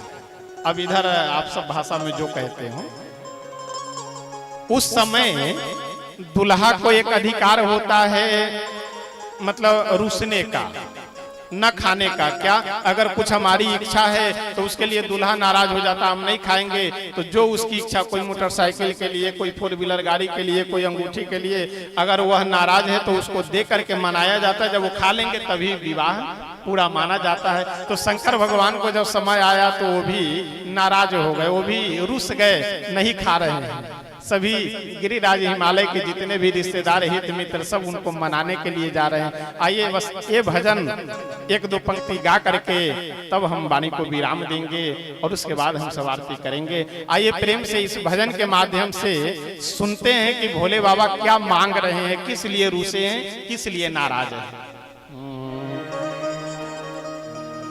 काले के शिव के मनाइब हो, शिव मानते नाही। अच्छा ये पंक्ति समझ में आ रही है आप लोगों को? का लेके शिव के मनाइब, मतलब क्या लेकर के शिव जी को मनावे, क्योंकि शिव जी मांग रहे हैं कि हमें भांग चाहिए, और भांग कहाँ से लेकर के आवे। गिरिराज हिमालय बोले कि आप घोड़ा ले लीजिए, हाथी ले लीजिए, रथ ले लीजिए, बड़ी बड़ी गाड़ी ले लीजिए। भोले बाबा कह रहे हैं हमें कुछ नहीं चाहिए, हमें तो बसहा बैल चाहिए, बैल चाहिए। गिरिराज हिमालय बोले कि ऐसा है, हम आपके लिए बढ़िया 5000-6000 मीटर कपड़ा लेकर के आ रहे हैं, वो कपड़ा ले लीजिए, वस्त्र ले लीजिए। भोले बाबा कह रहे हैं कपड़ा वस्त्र हमें नहीं चाहिए, हमें तो बाघंबड़ चाहिए। ये प्रसंग है। काले के शिव के मनाई हो, शिव मानत नाही। अच्छा देखिए, अगर समझ में आ जा रही हो तो अच्छा है, नहीं तो बढ़िया भजन सुनिए, ताली बजाइए, आनंद लीजिए। बाद में समझा देंगे कभी अकेले। अच्छा देख, बड़ी चौपाल पे रुके हुए हैं, दरवाजा भी हमें लगता है कि रात्रि में 2 बजे से और सुबह 6 बजे तक बंद रहता है। बाकी सुबह 6 बजे से रात्रि में 2 बजे तक एकदम खुला हुआ रहता है। तो कोई चिंता करने की बात नहीं है। जो ना समझ में आए तो आप आकर के पूछ लीजिएगा, बाद में समझा देंगे बैठ करके। लेकिन यहाँ अब समझाने का तो प्रयास है, लेकिन अगर न समझ में आ रही हो तो बढ़िया आनंद लीजिए भजन का। काले के शिव के मनाइब हो, शिव मानत नाई। काले के शिव के मनाइब हो, शिव मानत नाई। काले के शिव के मनाई हो, शिव मानत नाही। काले के शिव के मनाइब हो, शिव मानत नाही। काले के शिव के मनाई हो, शिव मानत नाही।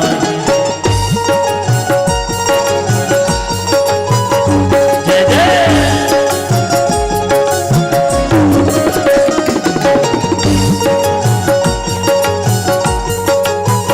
हरि बोल।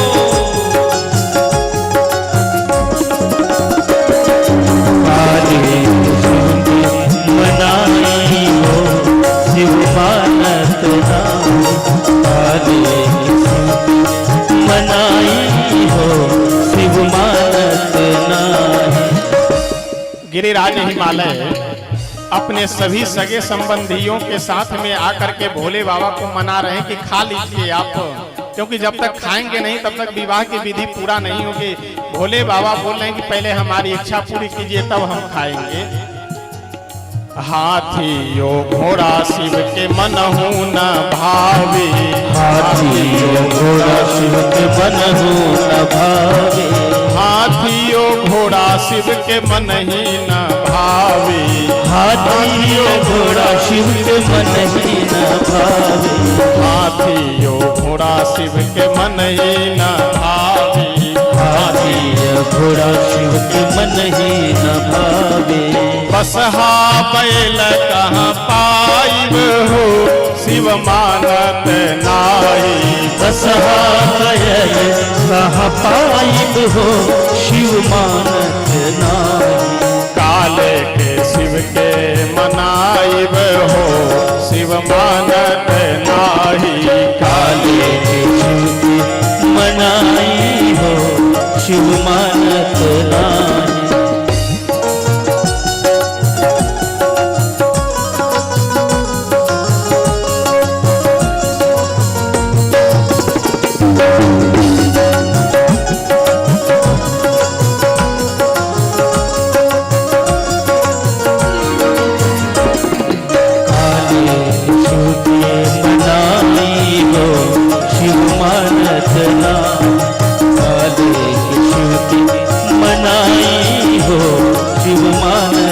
नाही। अगली पंक्ति में खाने की चर्चा कर रहे हैं कि भोले बाबा को क्या दिया जा रहा है और भोले बाबा क्या मांग रहे हैं। लड्डू पेड़ा शिव के मनहु न भावे।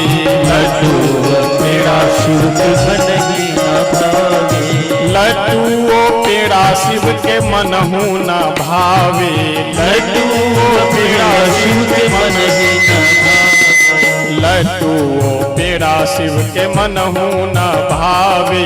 लड्डू पेड़ा शिव के मन ही न भावे। भांग धतूर कहाँ पाई हो, शिव मानत नाही। भांग धतूर कहाँ पाई हो, शिव मानत नाही। काले के शिव के मनाई हो शिव मानत नाही। काले के शिव के मनाई हो शिव मानत नाही।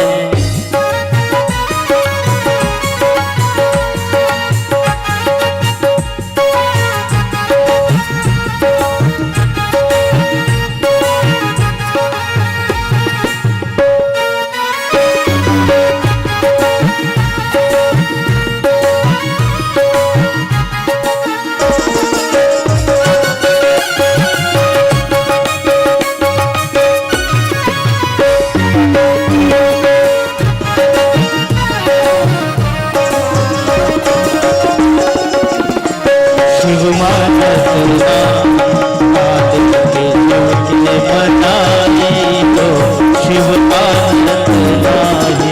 काले के शिव के मनाई हो शिव मानत नाही। काले के शिव के मनाई हो शिव मानत नाही।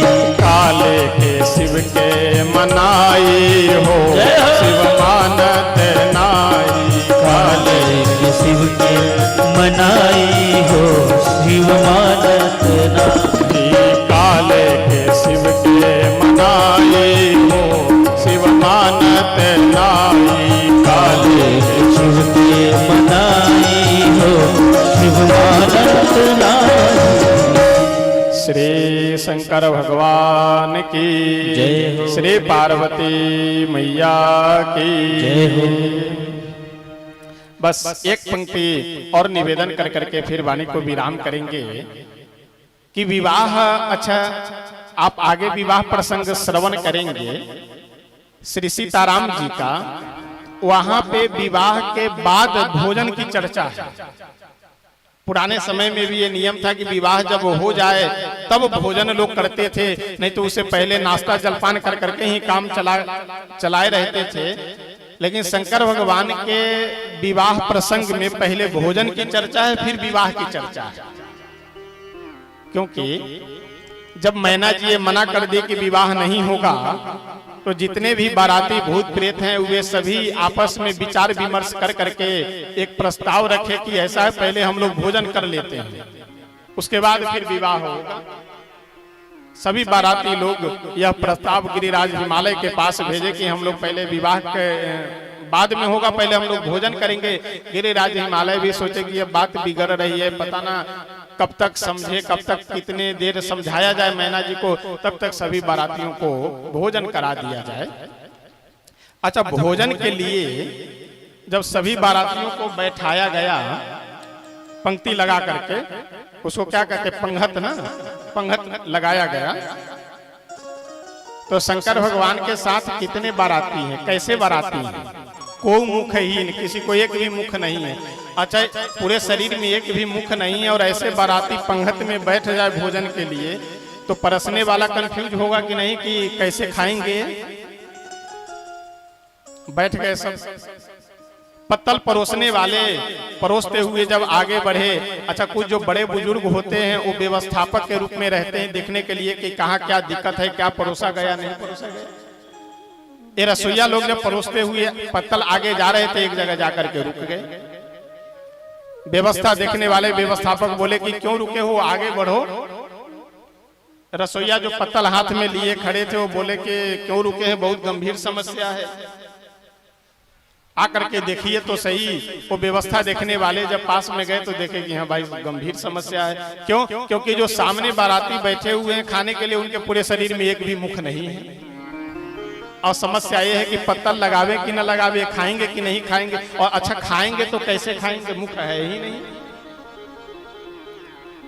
जैसे रसोईया बोले कि महाराज देखिए, इनको अगर पत्तल लगा दे तो कैसे खाएंगे, उस बाराती के शरीर के अंदर से आवाज निकली कि हम कैसे खाएंगे, नहीं खाएंगे, इसे तुम्हें मतलब तुम पत्तल लगाओ और जाओ। रसोईया बोले कि कोई बात नहीं, हमें क्या मतलब, पत्तल लगा दिए चले गए। फिर आगे बढ़ते हुए गए, एक जगह जाकर के रुक गए। अब व्यवस्थापक लोग बोले कि अब क्यों रुक गए, अब क्या दिक्कत है? रसोईया बोले कि अब तो और महान दिक्कत है, वहां एक भी मुख नहीं था, यहाँ पूरे शरीर में मुख है मुख है। तो शरीर में जितने मुख हैं उतना पत्तल लगावे कि एक ही पत्तल से काम चल जाएगा। व्यवस्थापक लोग बोले कि ऐसा एक पत्तल लगाओ, सबके सामने मुख हो चाहे नहीं हो, हाथ हो पैर हो चाहे जैसे भी हो, सबके सामने एक एक पत्तल लगाते हुए चलो भोजन परस दो। अब जैसे उनकी व्यवस्था होगी वैसे खाएंगे। शंकर भगवान का विवाह पानी ग्रहण जब किन्ह महेशा, हिये हर से सब सकल सुरेशा। सभी देवता प्रसन्न हो गए कि भोले बाबा विवाह अब कर लिए, विवाह हो गया। अब इनके संतान के द्वारा, इनके पुत्र के द्वारा तारकासुर का वध होगा और हम लोग निष्कंटक होकर के आनंद से रहेंगे। और कल की कथा में अभी हम आयोजक मंडल सबसे विचार विमर्श करेंगे। कल हो सकता है झांकी की व्यवस्था रखी जाएगी और आनंद मंगल के साथ हम सब भगवान श्री राम लला सरकार का जन्मोत्सव मनाएंगे। और कल श्री राम लला सरकार का जन्मोत्सव प्रसंग हम सब श्रवण भी करेंगे और उत्सव मनाएंगे भी आनंद मंगल के साथ। और आइए अपनी वाणी को हम यही श्री हनुमान जी महाराज के चरणों में विराम करते हैं। आगे की कथा हम सब पुनः कल श्रवण करेंगे। अपने मन वाणी को पवित्र करते हुए पहले आइए स्तुति संकीर्तन करते हैं, उसके बाद फिर आप सबको निवेदन किया जाएगा जो भी बातें होंगी।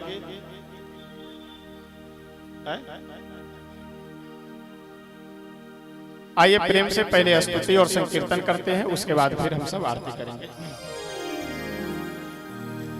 शरण में आए हैं हम तुम्हारी, दया करो हे दयालु भगवन।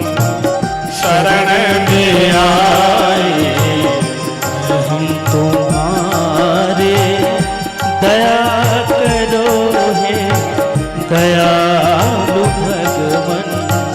शरण में आए हैं हम तुम्हारी, दया करो हे दयालु भगवन।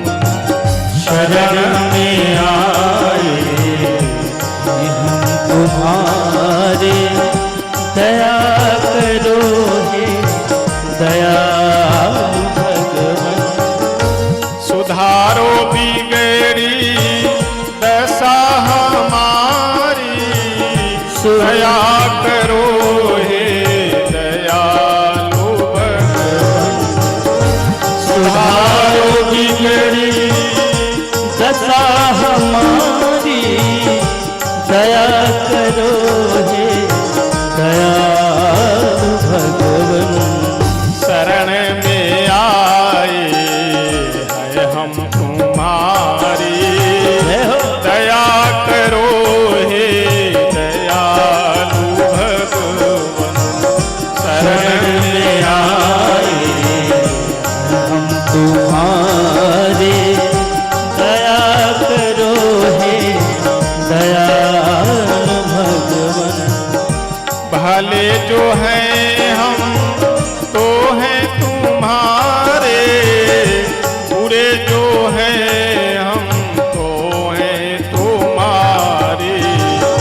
भले जो हैं हम तो हैं तुम्हारे, बुरे जो हैं हम तुम्हारे।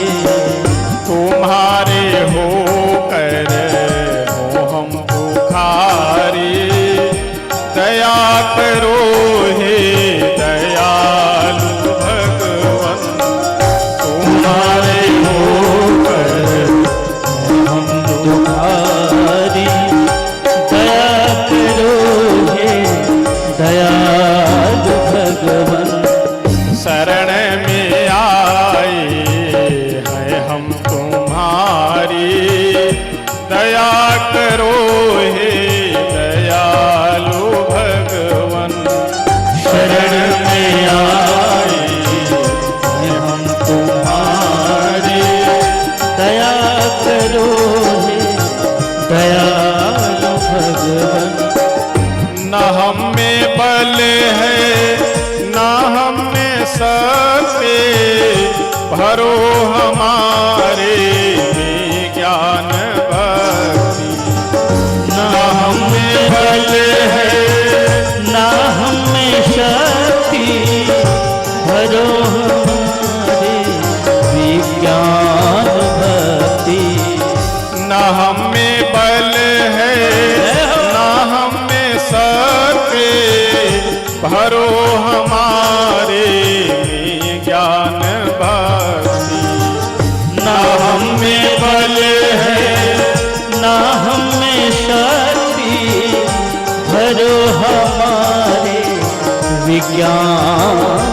भक्ति तभी कहा तापहारी दया करो हे दयालु भगवन तभी कहा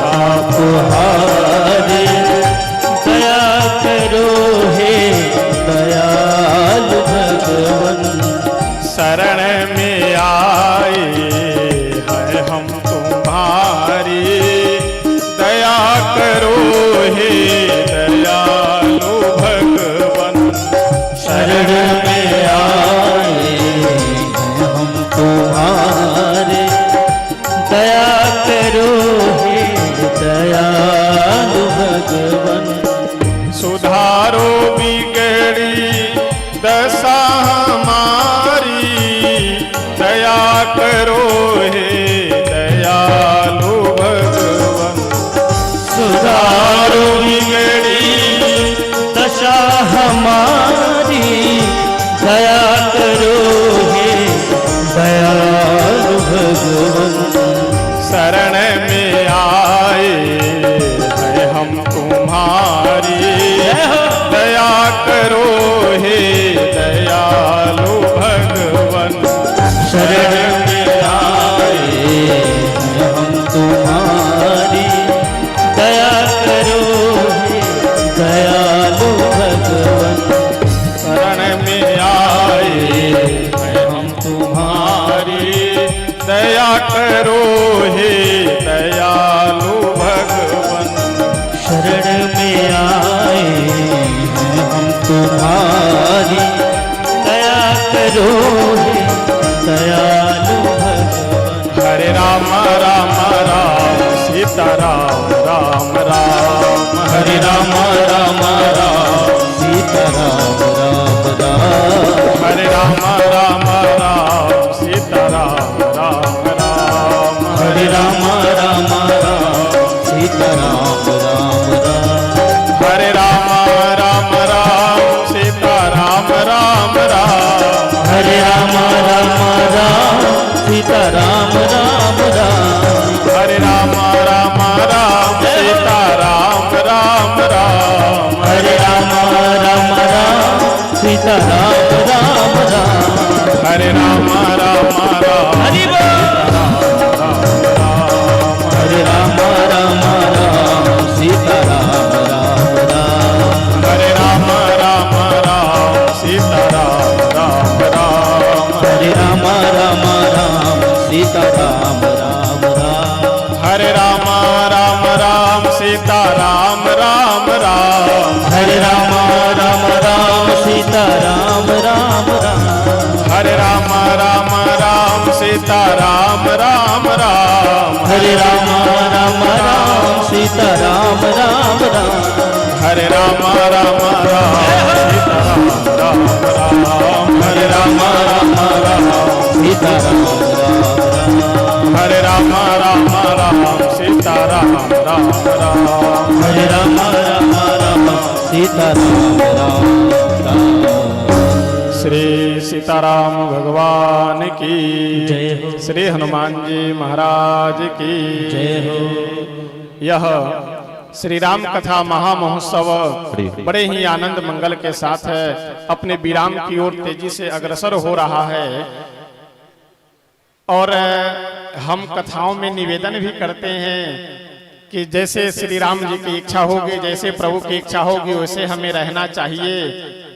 और देखिए कल शायद 35% मौसम विभाग का अनुमान था बारिश और आंधी वगैरह का और आज 38% अनुमान था। तो आज कुछ भी नहीं और कल एकदम पवन देव भी अपना करामात दिखा गए और इंद्र देवता भी करामात दिखला गए।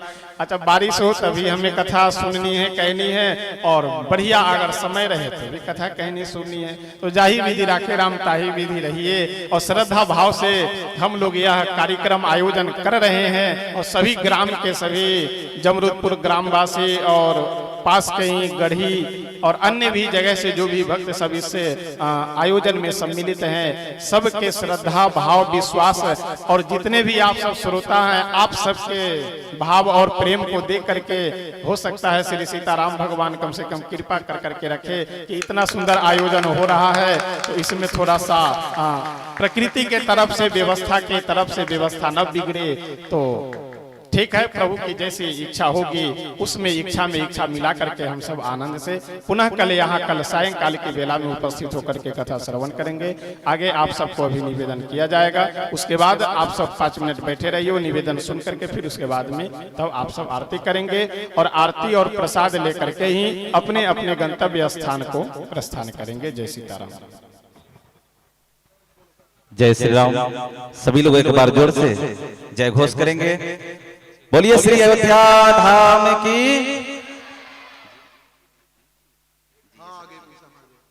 बड़े ही सौभाग्य की बात है कि हम सभी लोग ज्ञान गंगा में गोता लगाकर अपने जीवन को कृतार्थ कर रहे हैं।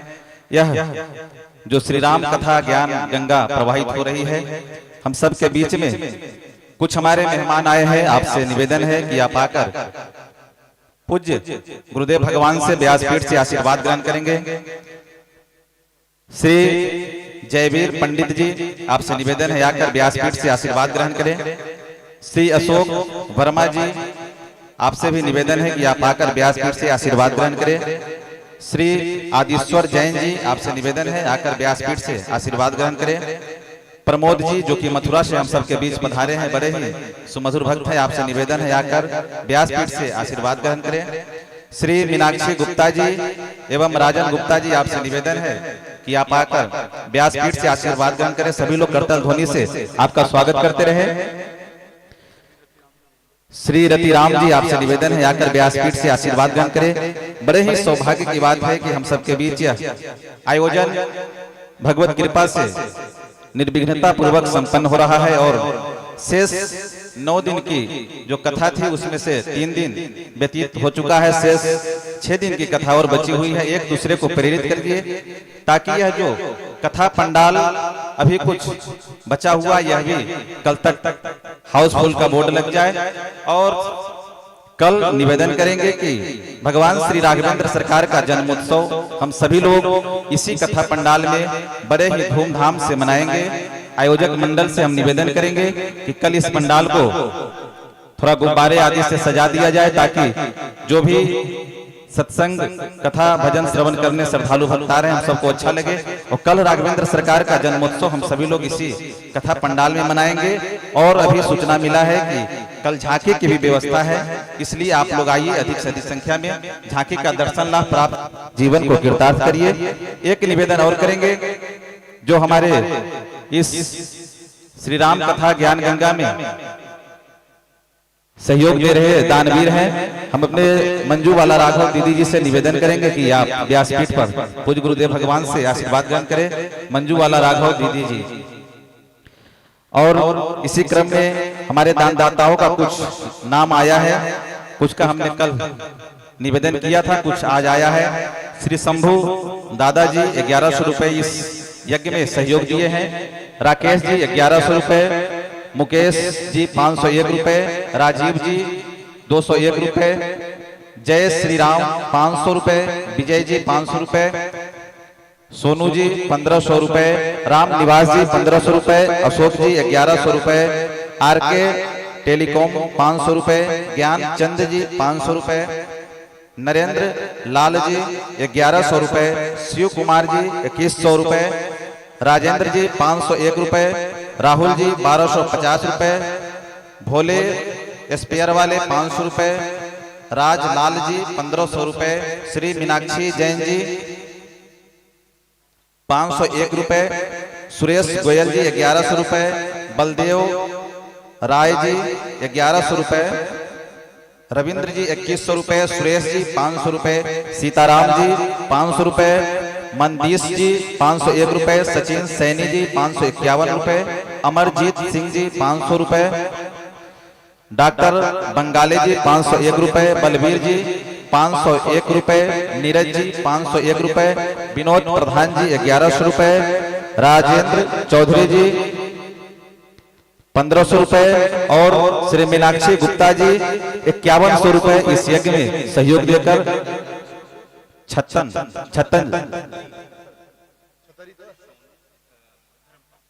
धर्मपाल जी, सोनू धर्मपाल जी 1100 रुपए इस यज्ञ में सहयोग दिए हैं। बहुत बहुत धन्यवाद आप सभी भक्तों को।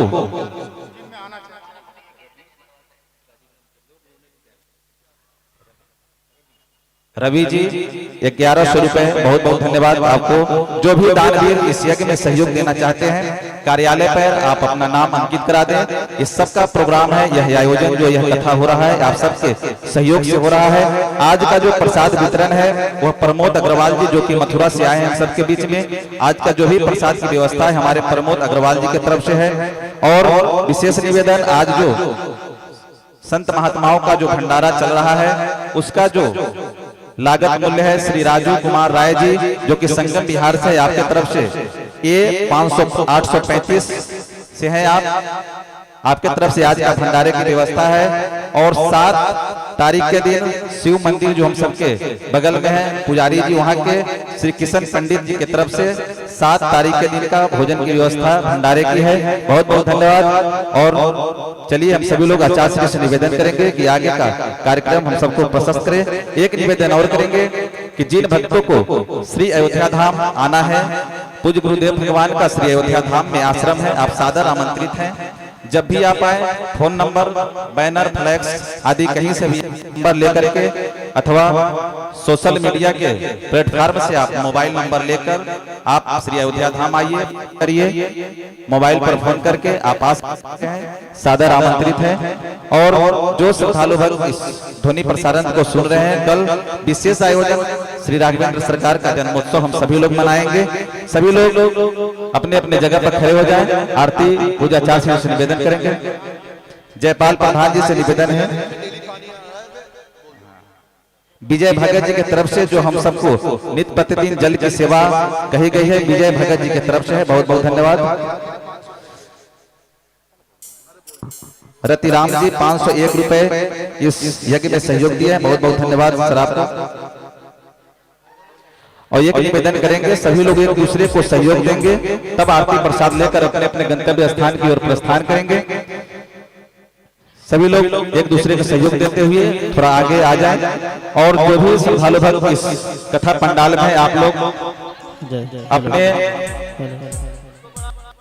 मोबाइल फोन के लाइट को इस तरह से ऑन करके विद्युत ऊर्जा के माध्यम से भाव से हम सभी लोग आरती करेंगे। सभी लोग अपने अपने मोबाइल फ्लैश को इस तरह से ऑन कर लें और भाव से रामायण जी की आरती करेंगे। सभी लोग अपने अपने मोबाइल के फ्लैश को इस तरह से ऑन कर लें।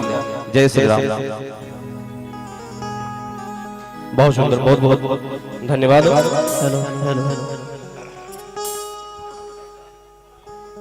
आइए हम सभी भक्त इसी क्रम में भगवान की आरती करते हैं। सभी लोग खड़े होकर के प्रेम से भाव से भगवान की आरती करेंगे।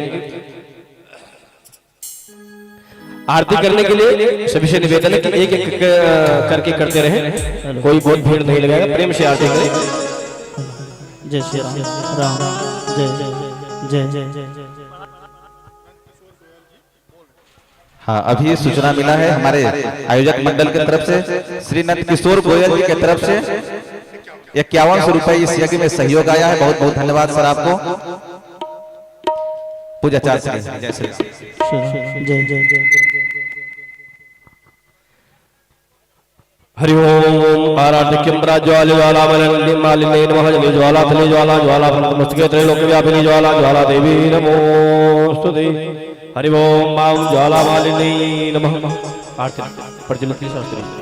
Hello hello hello. हरि ओम ओम आराध्य पार्थिव गुंरजः पितृप्रायधमभिः दिवः सदागु क्षेप्रिहति प्रतिष्ठद आत्वैकं वर्तते तमः। आरती गाऊं प्यारे आपको रिझाऊं, हे राजा राम तेरी आरती गाऊं, हे राजा राम तेरी आरती गाऊं, आरती गाऊं प्यारे आपको आपको रिझाऊं, आरती गाऊं प्यारे आपको रिझाऊं, मेरा जरा आरती गाऊं, मेरा जरा तेरी आरती गाऊं।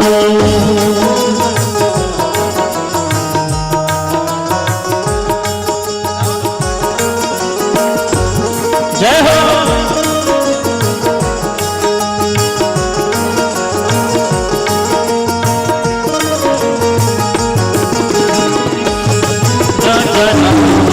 सभी लोग ताली बजाते रहेंगे।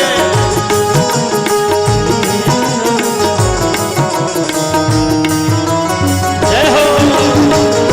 कनक सिंहासन राजक जोरी, कनक सिंहासन राजक जोरी, दशरथ नंदन जनक किशोरी, दशरथ नंदन जनक किशोरी, युगल छवि को मैं सदा ही निहार, युगल छवि को मैं सदा ही निहार, तेरा जरा तेरी आरती गाऊं, तेरा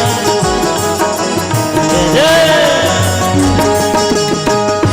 वाम भाग सो भित जग जननी, वाम भाग सो भित जग जननी, चरण विराजत है सुख अंजनी, चरण विराजत है सुख अंजनी, हे अंजनी जय जय लगाऊं, हे राजा राम तेरी आरती गाऊं, प्यारे सीताराम तेरी आरती गाऊं।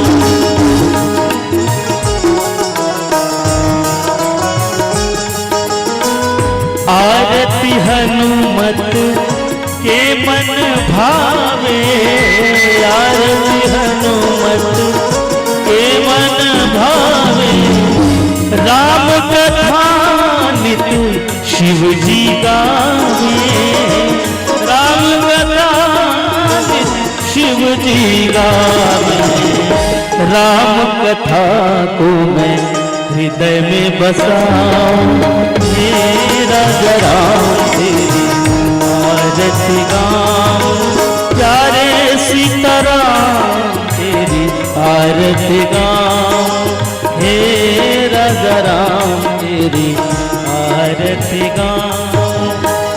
चरणों से निकली है गंगा प्यारी, चरणों से निकली है गंगा प्यारी, जिसने सारी दुनिया तारी, जिसने सारी दुनिया तारी।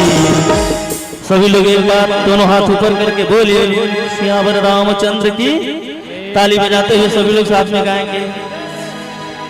जिसने सारी दुनिया तारी, उन चरणों में मैं शीश झुकाऊं, हे राजा राम आरती गाऊं, आरती गाऊं प्यारे आपको रिझाऊं, आरती गाऊं प्यारे आपको रिझाऊं, मेरा राम तेरी आरती गाऊं, हे राजा राम तेरी आरती गाऊं।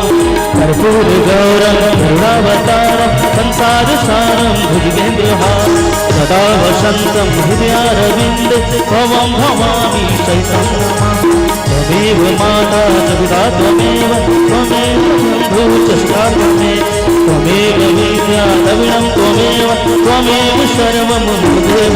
हरे राम राम राम हरे हरे, हरे कृष्ण कृष्ण कृष्ण कृष्ण हरे हरे, हरे राम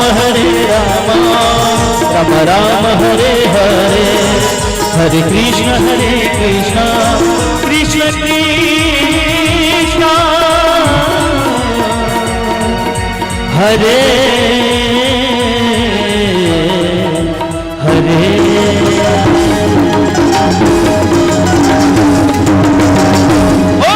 सरकार की, लखनलाल की, हनुमत जी महाराज की।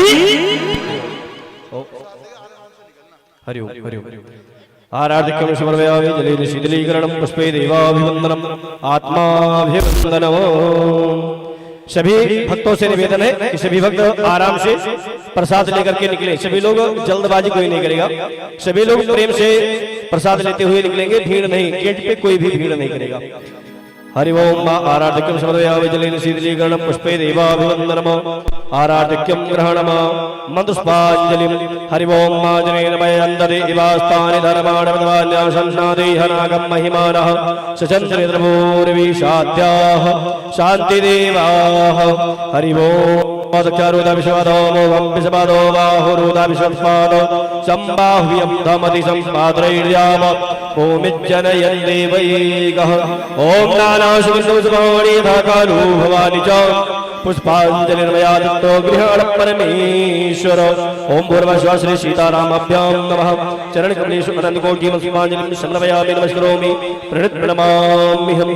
श्री सीतारामाभ्यां नमः। प्रार्थना पूर्वक चरणकमलेषु अनन्तकोटि पुष्पांजलिं समर्पयामि नमस्करोमि प्रणमाम्यहम्।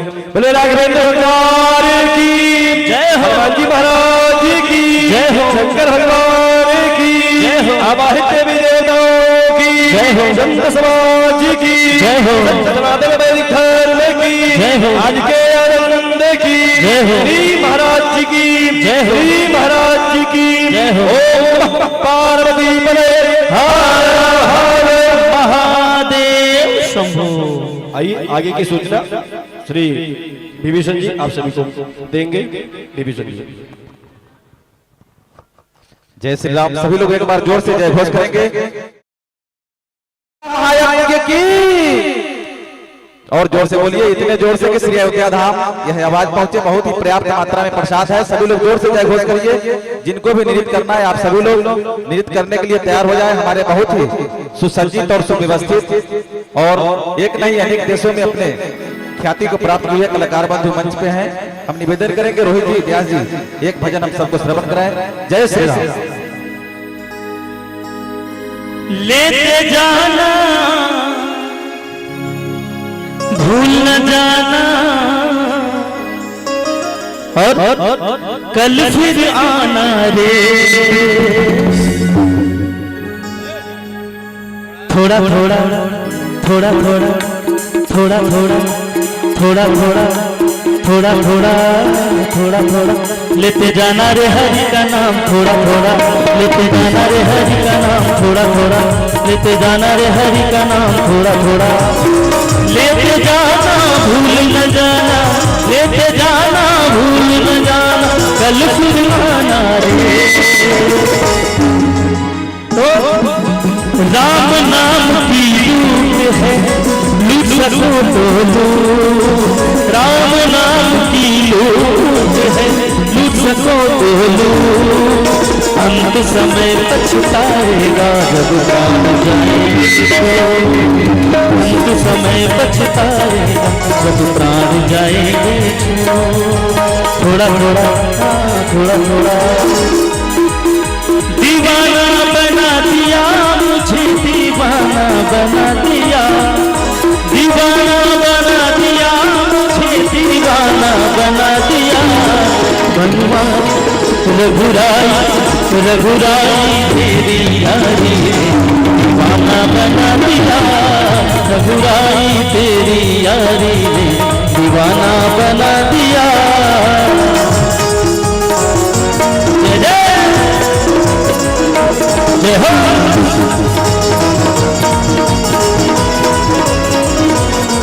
रघुराई तेरी यारी दीवाना बना दिया। रघुराई तेरी यारी दीवाना बना दिया। लेते जाना रे हरि का नाम। थोड़ा थोड़ा लेते जाना रे हरि का नाम। थोड़ा थोड़ा लेते जाना रे हरि का नाम थोड़ा थोड़ा लेते जाना रे हरि का नाम थोड़ा थोड़ा थोड़ा थोड़ा थोड़ा थोड़ा थोड़ा जय हो